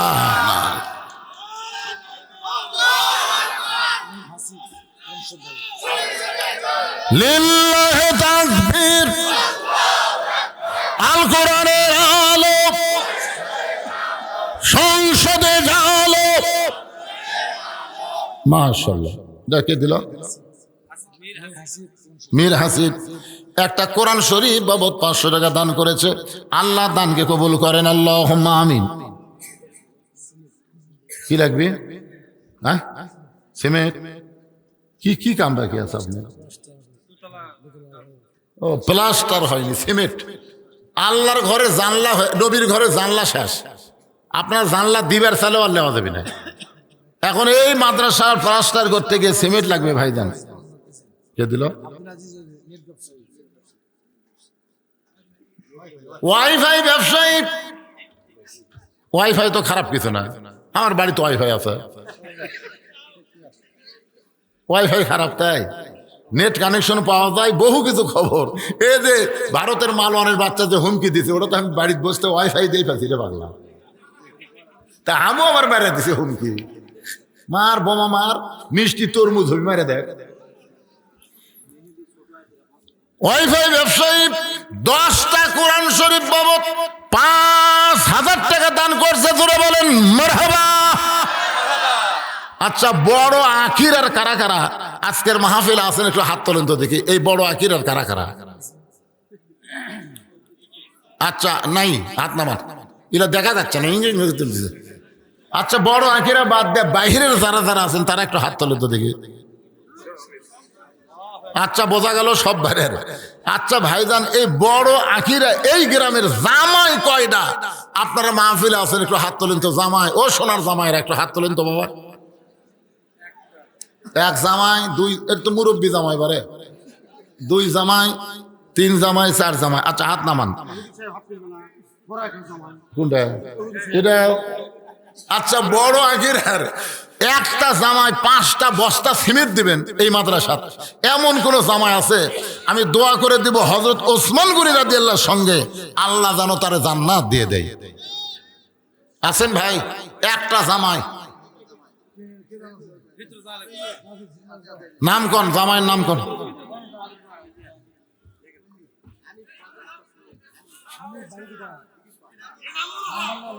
ইনামুল হক এই গ্রামের জামাই।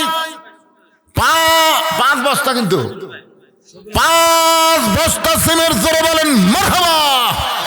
আমরা দোয়া করে দিব আল্লাহর নবীর ডবল জামাই ওসমান গনির সঙ্গে আল্লাহ যেন তারে জান্নাত দিয়ে দেয়, জোরে কোন আমিন।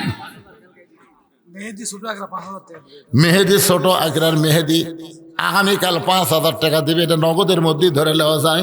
5,000 টাকা দান করবে, আল্লাহ তার দান কবুল করেন। আল্লাহ নেক নিয়ত নেক আশা পুরা করেন, আল্লাহুম্মা আমিন।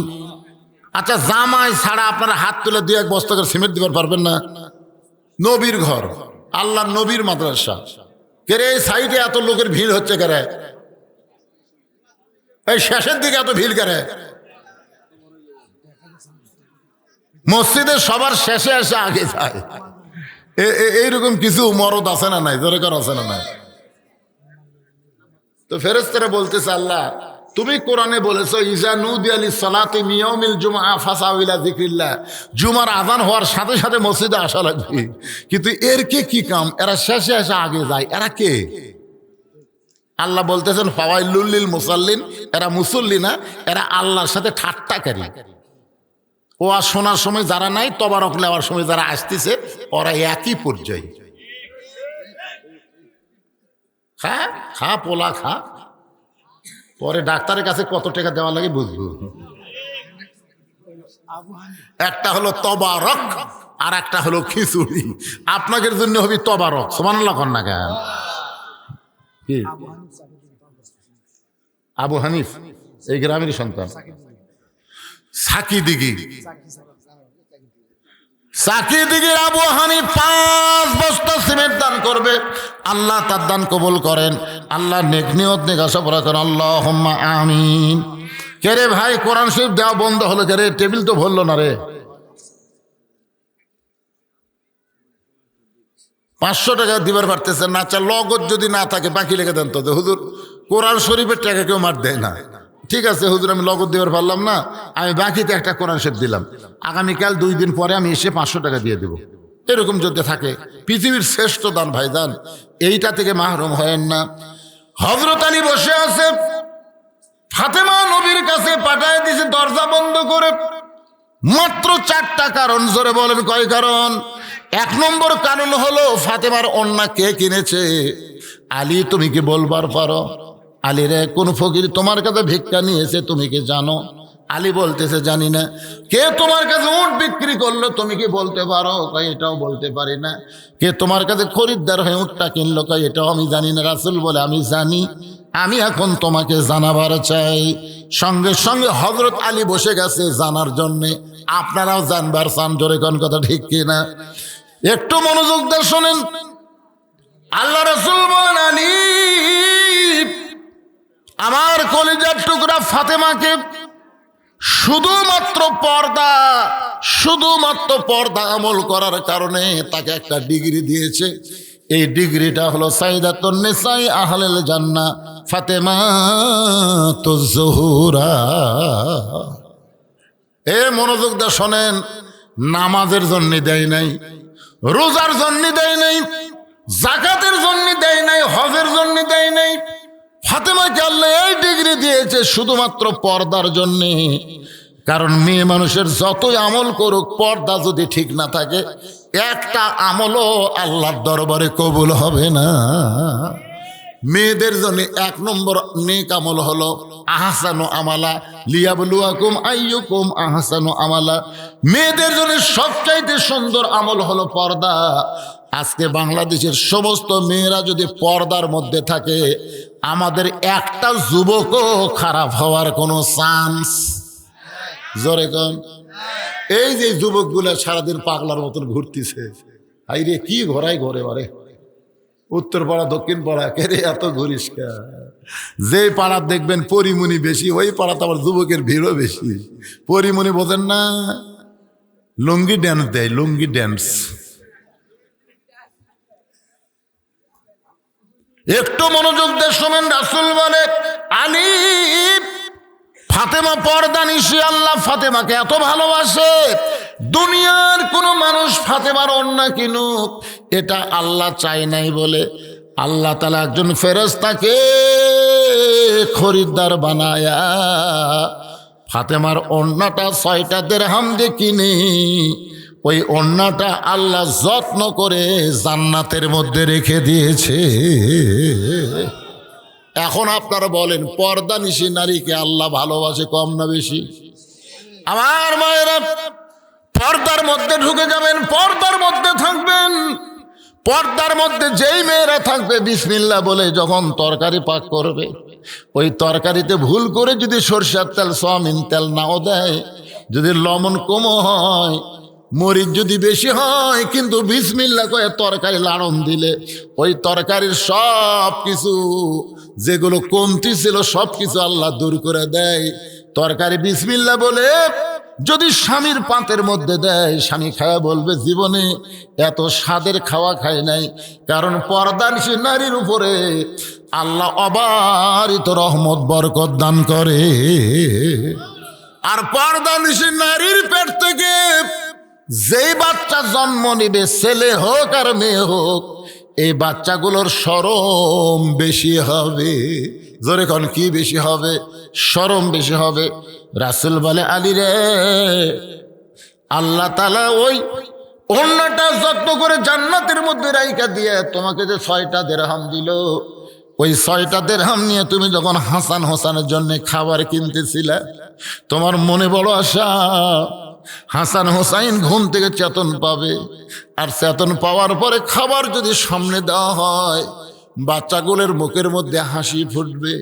তুমি আলী বাবা হইয়া 6টা দিরহাম দিয়ে খাবার টোপলা যখন নিবার চাও, এমন সময় আল্লাহ ওই ফেরেশতাকে বলে, ফেরেশতা যা যা ফকির সাইজা আলীর কাছ থেকে 6টা দিরহাম ফেরত নিয়া। ফেরেশতা কান্দের বলে, আল্লাহ আল্লাহ এটা তোমার কেমন কাজ? ওড়না বিক্রি করার 6টা দিরহাম দিলা, আর 6টা দিরহাম দিয়ে খাবার কিনলো সন্তানের জন্য, আর সেই 6টা দিরহাম ফেরত নিয়ে আসবে, এটা কেমন কথা? আল্লাহ বলে, ফেরেশতার রে, তুই বুঝবি না, তোরা বুঝবি না।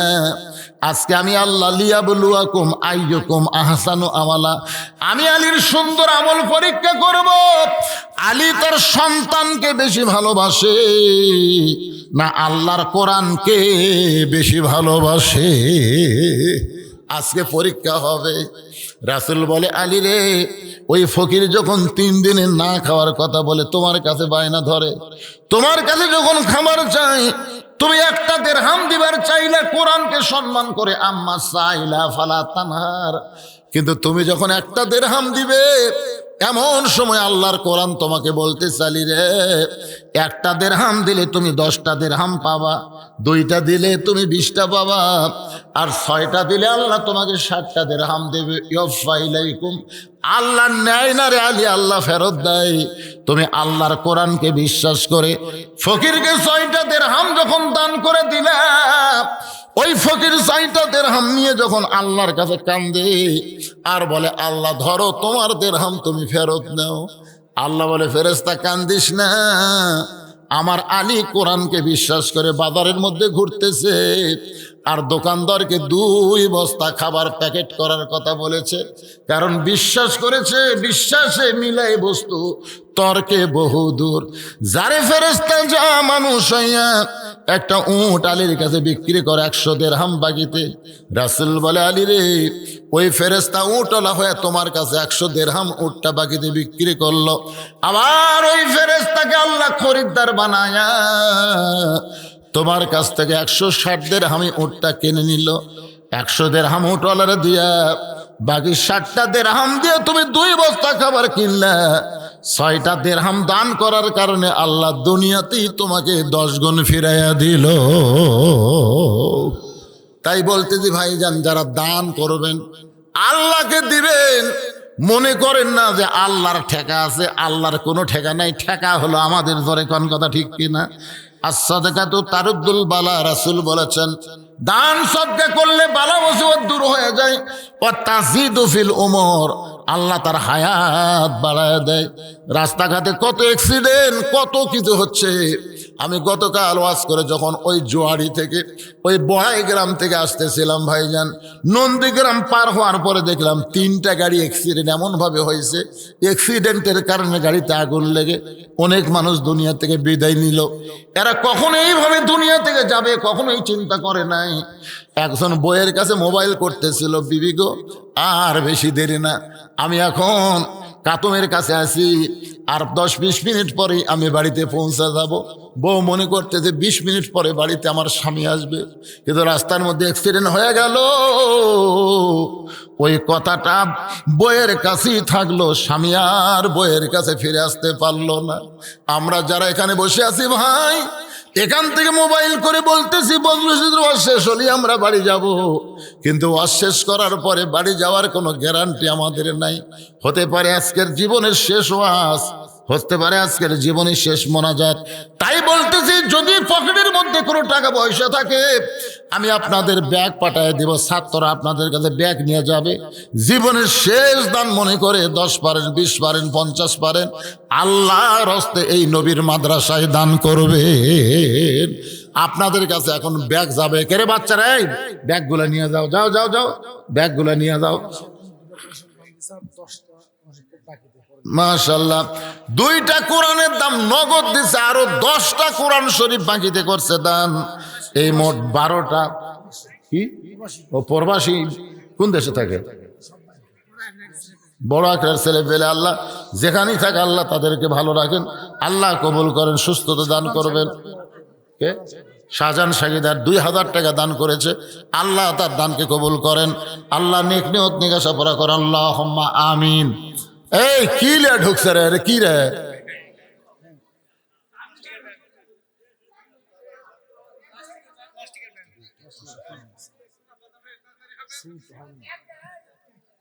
এই ব্যাংকের আদায় হচ্ছে, ব্যাংক ব্যাংক। এটা কোন ব্যাংক? এটা তো ইসলামী ব্যাংক পাগলা, জান্নাতের ব্যাংক। দেন ঢুকে দেন, যেটাই বার করবেন আবার খুরসা খাতির লিবার ছেলে পারবেন না, কারণ একবার ঢুকে গেছে, ওটা বার করার খুরসা করে দিবি। তাই একবারে মনে করে দিবেন, এটাই একে পুরোপুরি দিয়ে দিবে। আপনাদের মধ্যে সিমেন্ট দেওয়ার যদি এই ব্যাংকের আদায় হচ্ছে, এই ফাঁকে কেউ যদি সিমেন্ট দেওয়ার চান, এগুলো কে দিল এতগুলো? আচ্ছা, মেয়েদের মধ্যে আপনারা আদায় করতেছেন, মেয়েরা আছে তো, শিলে তো কিছুই এলো না, মেয়েরা কি দিল? ও মায়েরা, নবীর এতিম মাদ্রাসায় কোরআন শরীফ বাবদ 500 টাকা দেওয়া যায় না? বাপ মা কবরে গেছে, এই দানের ওসিলায় আল্লাহ বাপ মার কবরকে যেন জান্নাতের টুকরা বানায় দেয়। জোরে কর আমিন। সবাই দেন, সবাই দেন। 10, 20, 50, 100 টাকা একটু জিকির করেন, লা ইলাহা ইল্লাল্লাহ।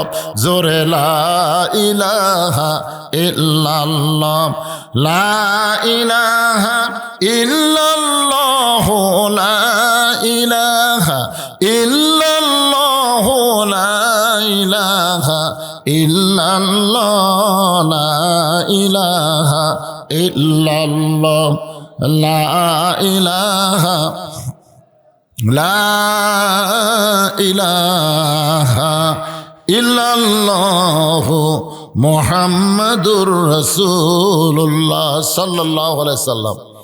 আমি যে ঘরে রেস্টে ছিলাম, আমি কিন্তু আজকে দিনে ওয়াজ করে এখানে খুব আগে ভাগাইছি, মানে মাগরিবের পরপরই আপনাকে মাহফিল আইছে।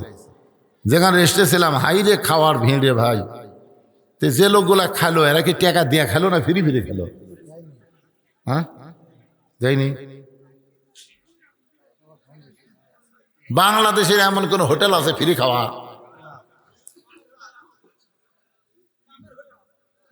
এটা বাপের হোটেল হয়, বাপ মাথার সাথে খাচ্ছে রে। বাপের হোটেলে তো ফ্রি খেলে বাপ মাঝে মধ্যে গেলাই না, খালি ফ্রি ফ্রি খাস, কাম করিস না।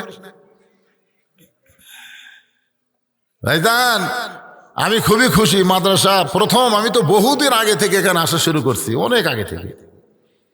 এবার মাদ্রাসা দেখে খুব ভালো লাগলো। প্লাস্টার করা লাগবে, একটু সিমেন্টের দরকার। আপনারা এই দিক দিয়ে হাত খুলতেছেন না। এক বস্তা সিমেন্ট কয় টাকা ভাই? রে হুজুর সারা যেমন লিয়ে গেলে একবার দাওয়াত দিবার যাবেন, হুজুরকে একবার দাওয়াত দিবার যাবেন, হুজুর সারা যেমন লিয়া কি করছে। হ্যাঁ, এই যায়া দেখে আসবেন যারা আমাকে দাওয়াত দেয়। যে আমার আব্দুল সামাদ ভাই তো গেছে মেলাবার, প্রথম যখন গেছে তখন আমার জায়গা ছিল মাত্র 12 শতক জায়গার উপর মাদ্রাসা। তারপরে সেখান থেকে হলো 45 শতক, সেখান থেকে হলো 100 শতক, এখন সেখানে হচ্ছে 235 শতক জায়গার উপর মসজিদ, মাদ্রাসা, এতিমখানা, কমপ্লেক্স, আল্লামা সাইদি হুজুরের নামে অডিটোরিয়াম পর্যন্ত করছে। এইগুলা টাকা পৃথিবীর কারু কাছ থেকে দান সদকা লেইনি, সম্পূর্ণ টাকা হলো ওয়াজের টাকা। এই তো ওয়াজ করা যে টাকা আপনারা দেন, এই টাকা 10 ভাগ করে 1 ভাগ আমার পরিবারের জন্য, 9 ভাগ আল্লাহ রাসূলের জন্য। কাম কি খারাপ করছে? এই জন্যই তো আমি কই যে অনেকগুলা চলে দাওয়াত দিবেন, এখানে আসার পরে অনেকগুলা দাওয়াত দিবেন। হুজুর দাওয়াত আমার মাদ্রাসার যাবেন শনিবারে, যা দেখে আসবেন মালটা কি করছে। 10 জন মিলে একটা মাদ্রাসা তৈরি, 1000 জন মিলে পারতেছেন না। আর সেখানে আপনাদের দোয়ায়, আপনাদেরই টাকা। আমি যখন ছাত্রদের জন্য দোয়া করি তখন আমি কিন্তু আমার জন্য দোয়া করি না, আমি বলি যারা আমাকে দাওয়াত দেয় এই বুড়া বয়সে সব বক্তা বউলে শুতে আছে, না হয় কবরত গেছে। কথা কন না কেন ভাইজান? আমার মতন যারা বক্তা অধিকাংশই মরিছে, আর যে কয়টা বেঁচে আছে এরা আর চলতেছে না, এরা বউলে শুতে আছে। তা আমি চলতেছি কি জন্য? এটা আপনাকে টাকা দিয়ে মাদ্রাসা মসজিদ বানাচ্ছি, ওই এতিমেরা আমার জন্য দোয়া করে যে হুজুর যতদিন ওয়াজ করবার পারবি ততদিন আমাকে খাওয়া দাওয়া ভালো হবে। এই মাঝখানতে এমন অসুস্থ হয়েছিলাম আমি, গলাতে কথাই বের হচ্ছিল না, বুঝছিলেন তো? যাই হোক, এগুলা কথা হুজুরে বলেন না যে হুজুর খালি টাকা লিয়া যায়, টাকা লিয়া যায় হুজুর, জোর করে হুজুর টাকা দেয়। এ ভাই আমার কতবার গেছে, আপনাদের এলাকার কত লোক দাওয়াত দিবার চায়, আমি নিবারই চাই না, নিবার পারিও না। এরকম কথা বললে বক্তার মনে কষ্ট হয়। সব জায়গায় সব কথা বলতে নাই। আমার কথা কি বুঝতে পারলেন? সবাই ইস্তেগফার পড়েন, আস্তাগফিরুল্লাহ রব্বি মিন কুল্লি জামবি ওয়া আতুবু ইলাই, আস্তাগফিরুল্লাহ। পাগড়ি এখনো দেননি? কে রে পাগড়ি কার মাথার দাও? নিয়ে আসেন, নিয়ে আসেন।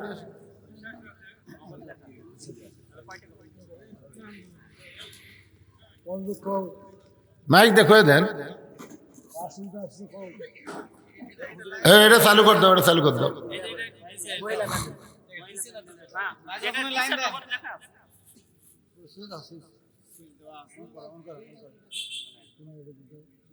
কে রে মাইক এলা ভাই কুটি রে, ওরা দাও।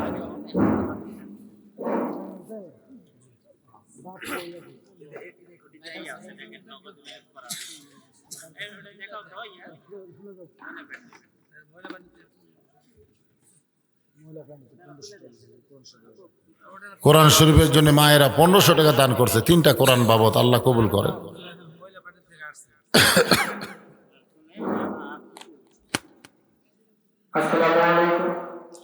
প্রত্যেক বছরের ন্যায় এবারও কোরআন হাফেজিয়া মাদ্রাসা থেকে একজন হাফেজ কোরআন খতম করছে। সম্মানিত হাফেজকে তার সম্মানে তাকে প্রদান করা হবে হাফেজ মোহাম্মদ মাহিন হোসেন। হাফেজ মোহাম্মদ মাহিন হোসেন, পিতা কারিমুল ইসলাম, গ্রাম চান্দু থানা, ডোমার নীলফামারী। বাবা রে, তিনার জাগিরদার মোহাম্মদ মাহবুব। মোহাম্মদ মাহবুব, ঠিকানা বড়াইকিরা সোনারপাড়া।